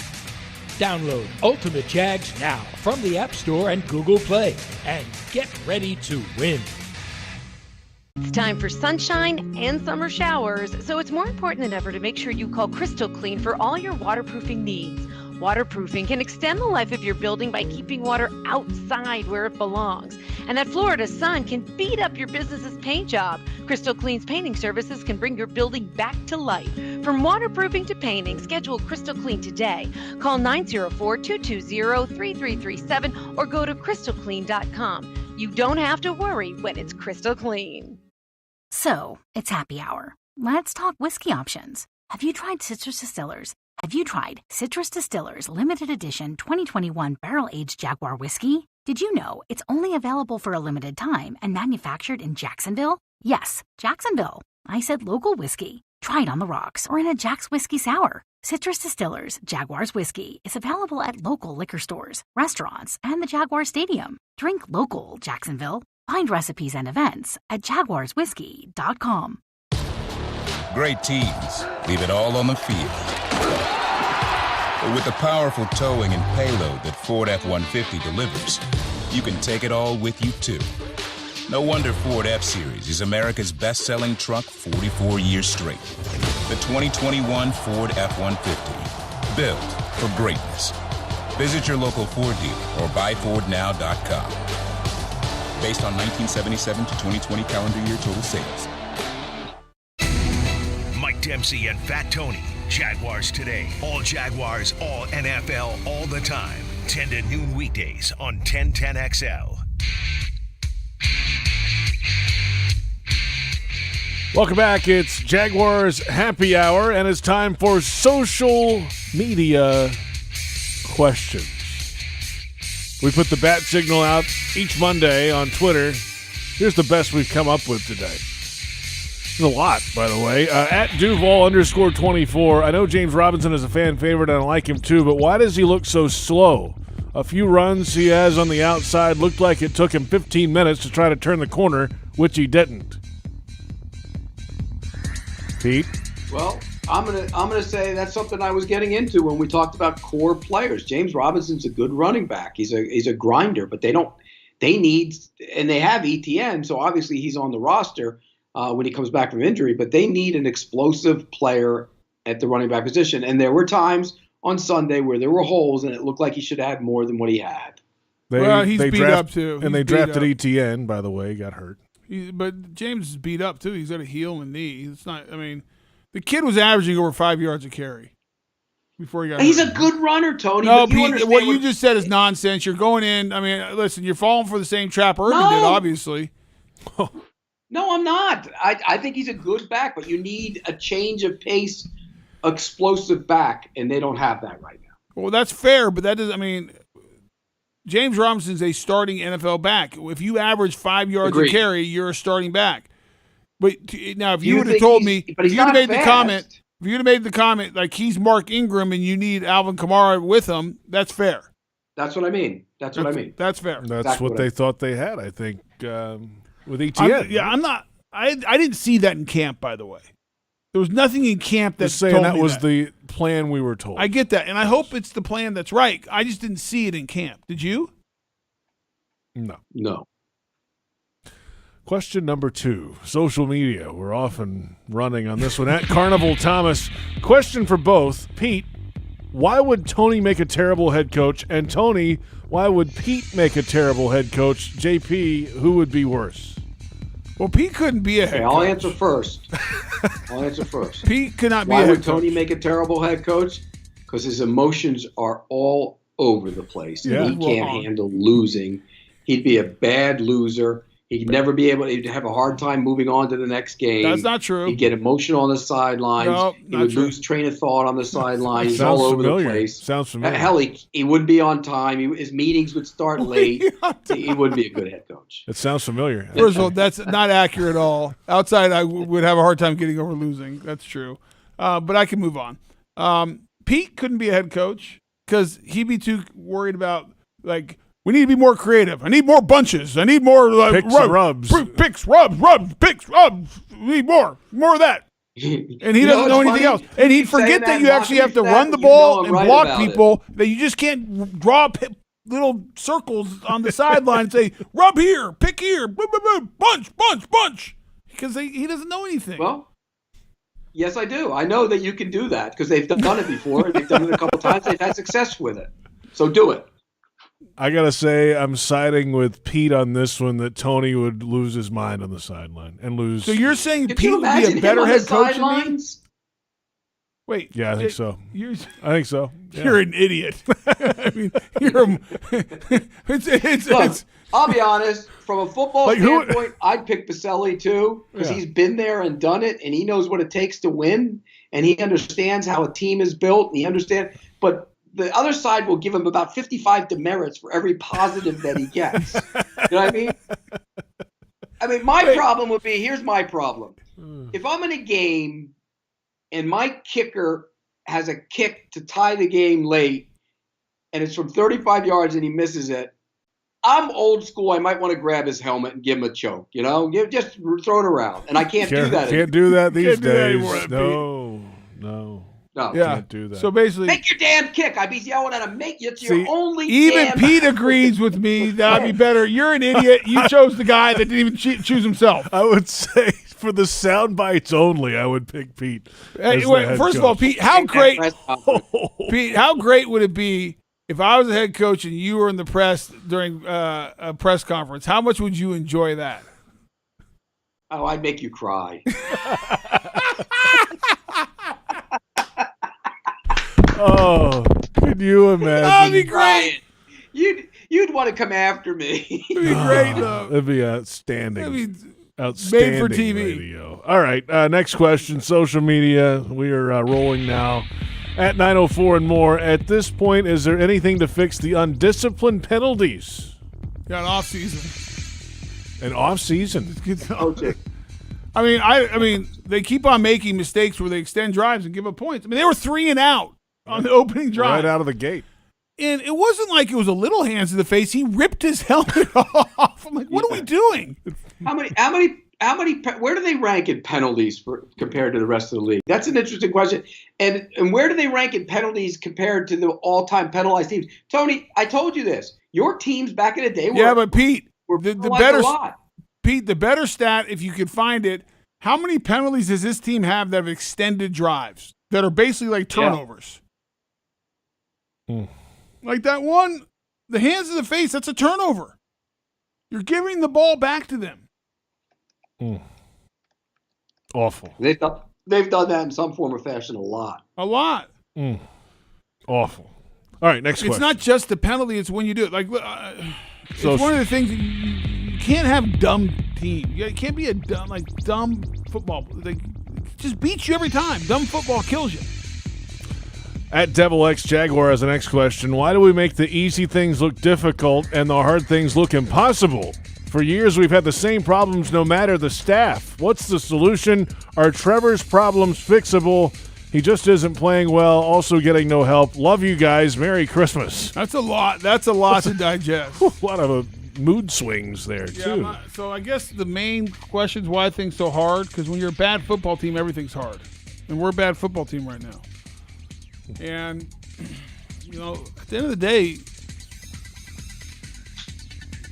how do I say? You almost get what you deserve. If you pick the wrong people and you have the wrong people leading, you're not going to have success. And, I think it's pretty clear that Urban Meyer was not the right guy. Yeah, but you know what, though, Tony? He had that quarterback competition in the summer to help build his resume. Yeah. I mean, looking back on that might. Well, Pete, but here's the thing. Just a little hint of how much garbage was in that building at that time. Give me a break. Quarterback competition. Yeah, we're going to have a competition to see. Are you kidding? Pete, you and I started. That was one of the first things. Pete, you and I talked about it. We weren't as direct on the air because it's early. We're trying to be supportive. But you and I talked about like how ridiculous that was. Like how taking away reps from your starting quarterback to do some facade, have some facade out there. No, wait a second. You weren't as direct on the air. Okay, I wasn't. You're right. Yeah, Pete. But my point is, you and I had long conversations. We had conversations about it. By the way, no, you're right. We did. We had a lot of conversations. By the way, penalty-wise, there are 1, 2, 3, 4, 5, 6, 7 teams with more penalties than Jacksonville, and they're fourth in the league in pre-snap penalties. So a lot of pre-snap mistakes too. Yeah, I would love to. It'd be great if They someone lead the league in false starts. It'd be great if someone actually did some homework of like how many of the penalties extended drives, like they were off the field and extended the drive. Not pretty. Yeah, I know that. Next question: social media. They're rolling in tonight. At Zach Bierman, what are teams doing to take Josh Allen out of the game, and should he be able to overcome that, given he was drafted to be a premier pass rusher? Well, of course, we've talked about this earlier tonight. I'm not seeing anything. There's no like purposeful like running guys at him, trying to double him. I think they're just blocking him. I've not seen. Yeah, you said it. Whitworth blocked him when they played him a couple weeks ago. He blocked him. Because he ran right into him, Pete. You got a 40-year-old who struggles to bend his knees and isn't really moving that. Get on the edge. Make him move his feet. Go speed to power. Change it up. Hey, Pete, we're on the show. Here's the other thing. Here's the other thing. It's not like they're chipping him and doubling him and sliding. That's what Pete, if you were paying attention, this is what I just said. You're too busy looking around your office and whoever came in. Wait a minute. It's literally what I just said. Of all people. You didn't say exactly that. I did too. You were just babbling. Pay attention. Pay attention to the show, Pete, like I do every day. Every segment of every show, Tony Boselli, Pete is locked in. Let me tell you, when he was late tonight, he was locked in when he showed up. I let you know I was going to be late, first of all, so I'm not late if I tell you I'm going to be late. Well, but JP, we can forgive him for being late tonight because he had that consultation and meeting about becoming the general manager. I did not. That's a lie, Pete. Breaking news. Stop saying that. That's not funny. You're going to get me in trouble. That's not true. I'm kidding. Everybody knows I'm kidding. I don't know. People sometimes, based on some of the tweets we get in social media, I think some people think you're serious. Wait till that hits Twitter. Great. Last thing I need. Jaguars look at Boselli for No, GM they don't. job. No. They have a GM. Trent Balkin's the GM. Just imagine, in this Zoom interview today, he wore the lumberjack shirt. Now that's bold. That would be bold, it's not Pete. Lumberjack. It's kind of lumberjack-ish. No, lumberjacks don't was have hoods. Was it for football? Are you doing a game this week or something? What? No, Are you doing I'm a game this week? Was that it? I'm doing the game. I'm doing the Titans game Thursday night up in Nashville. Okay, there you go. That's a good game. 49ers, Titans. Titans, hey. The Titans they're only a game and a half ahead of the Colts now. Mm-hmm. Here they come. Jimmy Garoppolo is playing good football, by the way. I know. Another social media question. Okay. Just keep them rolling in here. At Rich Ito, if the teams were open to it, would you trade the first overall pick for Mike Tomlin or Sean Payton? No. First overall, no. Second round, sure. When was the last time that happened? Was that Gruden? Bill Belichick. Didn't Gruden get Gruden? Yeah, Gruden. Tampa Bay to Oakland. Oakland Raiders, Tampa. I know Belichick got traded from the Jets to the Patriots or Patriots to the Jets, whatever it was back then. Yeah. Well, yeah. What is? Would you give a? No, I would not do that. Would you give a second rounder up for Sean Payton or Mike Tomlin?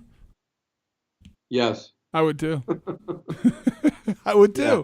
Wow, not terrible. That's not good. Why are you still wearing the? Because I want to prove that it's not a lumberjack. It's more of like a.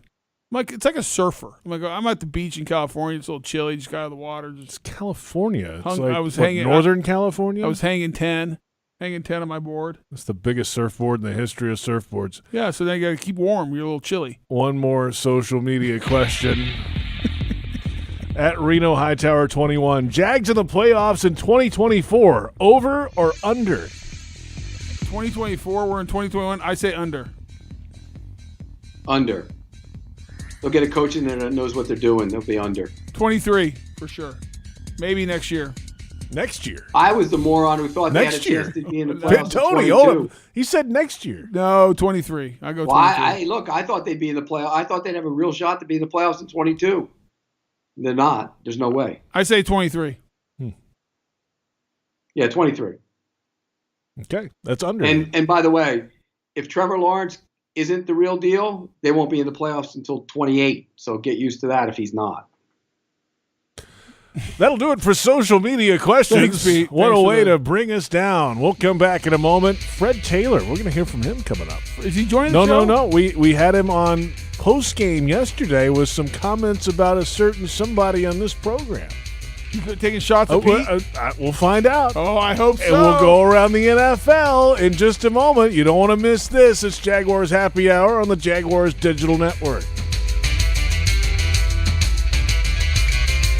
Hi, I'm Tito Beverage, founder and master distiller at Tito's Handmade Vodka. In 1997, we became the first micro distillery in the state of Texas, and we're still making the same smooth stuff after all these years. We're still cooking in a pot still, working with our dogs by our sides, having fun and tasting batches, and I'm still wearing the same hat even after all these years. Head over to Tito'sVodka.com to learn more about what else we're doing the same. Cheers. 80 proof Tito's Handmade Vodka, distilled and bottled in Austin, Texas. Tito'sVodka.com. Healthcare coverage for less? Yes. Now, because of the new healthcare stimulus, you can get better benefits, more coverage, and pay less with a Florida Blue plan. Claim your savings today. Visit floridablu.com/getcovered now. Policies have limitations and exclusions. If you already had health insurance in 2021, speak with an agent to find out how changing plans could impact your deductibles and out-of-pocket maximums. Florida Blue and Health Options Incorporated, DBA Florida Blue HMO, are independent licensees of the Blue Cross and Blue Shield Association. You know Scrubbles is the best car wash in town with our newest location at Kernan and Atlantic. But listen to this. Scrubbles is offering the first ever car wash family plan. Purchase any of our monthly plans and get a $5 discount for up to 3 additional family members. As always, with every wash, you can enjoy free-to-use wipe-down towels, self-service cleaning stations, and that great-smelling Scrubbles air freshener. Visit us today at any one of our convenient locations. Scrubbles, you'll know quality once you arrive. Committed to the team, committed to the mission. At Navy Mutual, we're committed to providing high-quality life insurance to members of the military and their families. So our policies have no fine print and no military service restrictions. We don't work on commission. We're nonprofit, so we pass the savings along to our members. Because at Navy Mutual, our highest commitment is to you. Visit NavyMutual.org. Navy Mutual, insuring those who serve. Your family isn't like anyone else's. Your home shouldn't be either. At Dreamfinders Homes, you can build the home of your dreams in one of their 30-plus communities in Northeast Florida. Choose from luxury single-family homes or maintenance-free townhomes from the 200s. Dreamfinders specializes in homes built to fit your lifestyle. To find out more, call 904-738-0165 or visit dreamfindershomes.com. It's Monday Madness at Tropical Smoothie Cafe. What are you, crazy? It's not crazy. Pick up the official smoothie of the Jacksonville Jaguars, Duval Delight, for just $2.99 at Tropical Smoothie Cafe. I don't think you're crazy. It's Monday Madness at Tropical Smoothie Cafe. What are you, crazy? It's not crazy. Pick up the official smoothie of the Jacksonville Jaguars, Duval Delight, for just $2.99 at Tropical Smoothie Cafe. I don't think you're crazy. When Jaguars news breaks, you'll hear about it first on 1010XL, home of the Jacksonville Jaguars. Welcome back. It's Jaguars Happy Hour. JP Shadrick, Pete Prisco, Tony Boselli. Yesterday on Jaguars postgame on the Jaguars Radio Network, Mike Dempsey, Fred Taylor, and I had some final thoughts before we closed out the show. There was a little boxing conversation. Frank Gore was in the boxing ring the other day. Fred Taylor knows him well. Here's how the show ended yesterday on Jaguars Radio. So the day after Christmas, it's the Jaguars and the New York Jets at MetLife Stadium. A 1 o'clock kickoff time, December 26th in week number 16. Fred, great to see you. Let's get a W next week. Merry Christmas. Yeah. I wish I was out there. I mean, we'll get a W. You wish you were out there still? Oh, yeah. Yeah, 10 years removed. I can do. All these guys are boxing late, and I can still run the ball. 12 carries, or maybe 8. Would you ever consider boxing? No, but I will come back. Who would you want to fight, though, if you did consider it? Like, who would you like to get a piece of in the ring? Probably Pete Prisco. That is great. That is perfect. I tell Pete all the time, he started the Fragile Fred thing, but he says he didn't. But Peter's my guy. You know, we've developed a friendship. But I like to put him in there with no headgear or nothing. Let me just bang him up. Sure. You have the height and reach advantage, that's for sure. Oh, for sure. I just hit him like King Cooper on Mike Tyson Punch Out, just belly shots all day. Oh, that was classic. Fred Taylor yesterday, Pete. How about it? You know, I'm bringing him into our studio in a couple of weeks to do something with Ray Lewis to help him try and get the Hall of Fame. I might cancel that. Whoa. There are consequences. Look, Fred's kidding. We have a great relationship. He's one of my favorite guys I ever covered, and I did not start Fragile Fred. I promise you I did not start Fragile Fred. I am guilty of one thing, though. Back I walked up to Fred when he was a young player, and I tricked him into saying he could rush for 2,000 yards in a season by saying, hey, Fred, these guys have a roll rush for 2,000 yards. You think you can get there? Oh, I can get to 2,000 yards. And I had my headline, Fred Taylor, I can rush for 2,000. And so I did do that, but the Fragile Fred was not me, because I am one of the few guys around that team that took up for him, because I know how bad that groin was ripped off the bone. And Coughlin listed him at week to week every single week, which was not unfair to Fred Taylor. I'd still like to see you put you in the boxing ring. No, you wouldn't. He'd beat daylights out of me. But I'd fight, though. Let's go around the national. Yes. Can I bring like a baseball bat in there or something? The good old days. You need all the help you can get. Yeah, that's right. Fred can bring it. Well, yeah. He can bring it. Let's go around the NFL, hit some scores, some highlights. Chargers fell to the Chiefs on Thursday. The Colts over the Patriots Saturday, 27-17. The Bills knocked off the Panthers, 31-14. The Lions, we mentioned them earlier.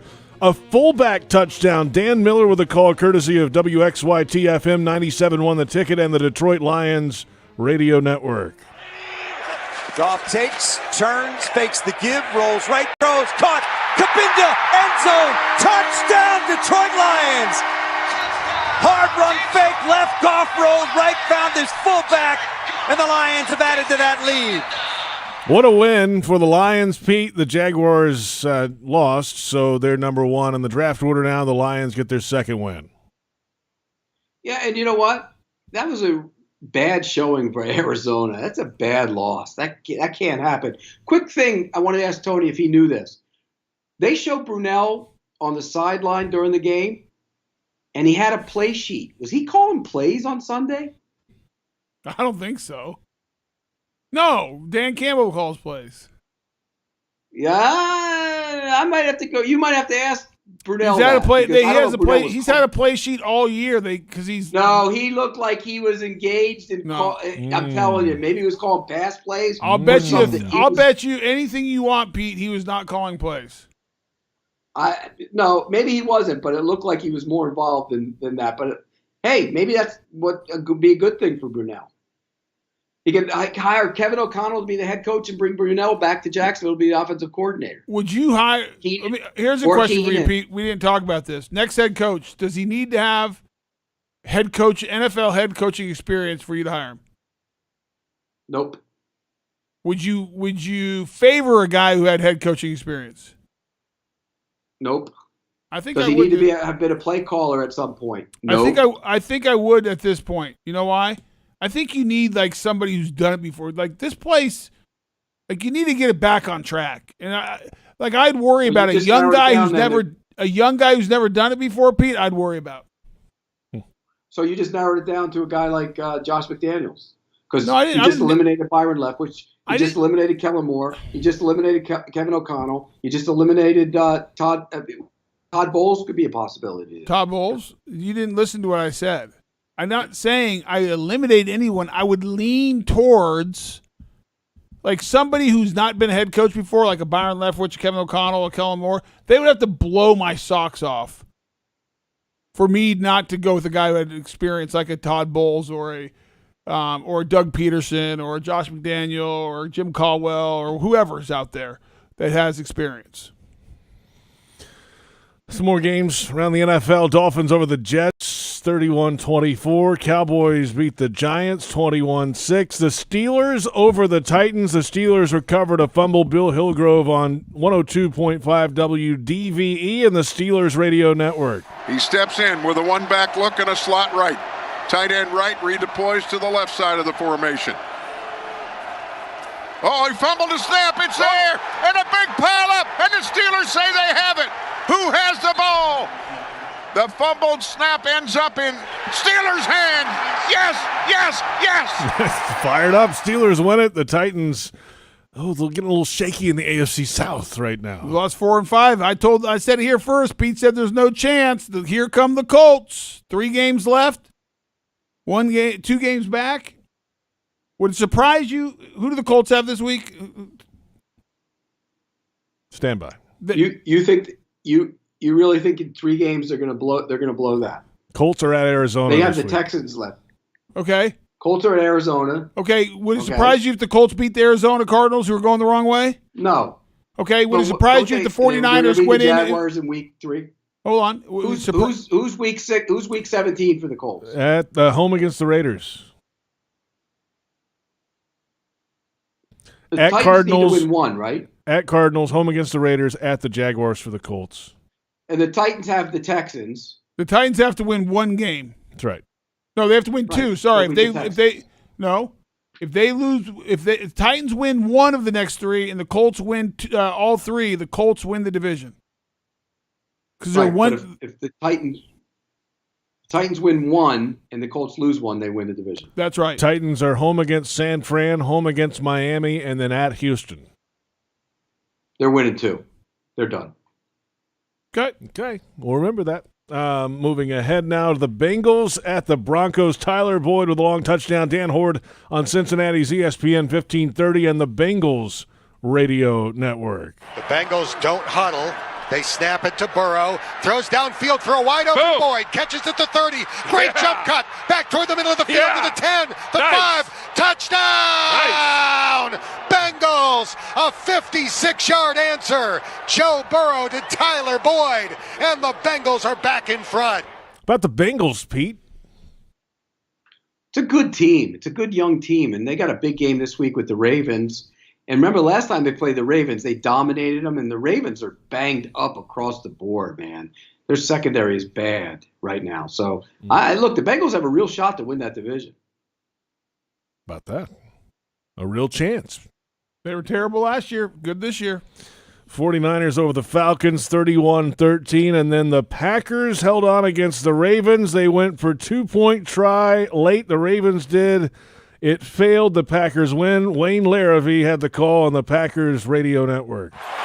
Motion from a tight end to the wing of the left side. Huntley in the shotgun. Latavius Murray to his right. Snap to Huntley. Rolls right. Throws right side of the end zone. And it's incomplete. Incomplete. Right corner of the end zone in front of the pylon. And incomplete. The Packers are going to hang on and win this game. Pete, how do you feel about those calls going for 2? Well, did Wayne not realize that there was also an onside kick coming too? There wasn't the last. Wasn't the last play. Look, that one I had no problem with, and here's why. The Packers had done whatever they wanted to on offense. They were really struggling in the secondary. They had the momentum. I don't have any issue with that one. I would push back on something like that, but that situation, go for it. And Huntley played well, by the way. He did some really good things. The Saints over the Buccaneers. The last team that shut out Tom Brady was coached by Nick Saban. That's how long ago that was. Wow. 9-0 the score yesterday. Saints over the Buccaneers. Monday Night Football, a couple of games. One underway right now, the Las Vegas Raiders and the Cleveland Browns. And then later tonight, the Minnesota Vikings and the Chicago Bears.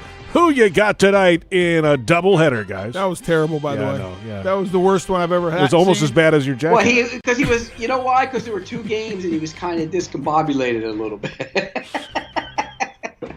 They threw him off his mojo. Almost as bad as his jacket. Like the Raiders and the Browns are decimated, man. COVID has just wrecked them. And then no quarterbacks. They're down to the 3rd-string quarterback. And tonight I like Minnesota. Talking about, people haven't paid attention. Chicago's ravaged by COVID as bad as Cleveland almost. The entire secondary's out. Kirk Cousins has a huge day. Raiders lead at 7-0, by the way. 6 minutes left in the second quarter. Great. So there you go. Good insight. And then Tuesday, Seattle at the Rams, Washington at Philly. That'd be Rams, Philly. We'll win those games. Rams, Philly. Agreed. Home. By the way, the NFL they don't like COVID, but they love playing games every night of the week. I can tell you that. Ratings bonanza. Pete, have a great week. See you, Peter. All right, guys. Merry Christmas to you. Merry Christmas. Pete Prisco. Yeah. See you guys. The Grinch laugh. He didn't bring it out tonight. No. Joe Fortunato on the audio. I'm going to tell my wife you made fun of my jacket. She bought me. That's fine. Angie bought Sorry, Angie. Yeah, I like it. It's comfortable. He was coming at me. I had to bring it back to him. Chicks dig this jacket. That's Tony Boselli. I'm JP Shadrick. We've had enough. It's Jaguars Happy Hour on the Jaguars Digital Network.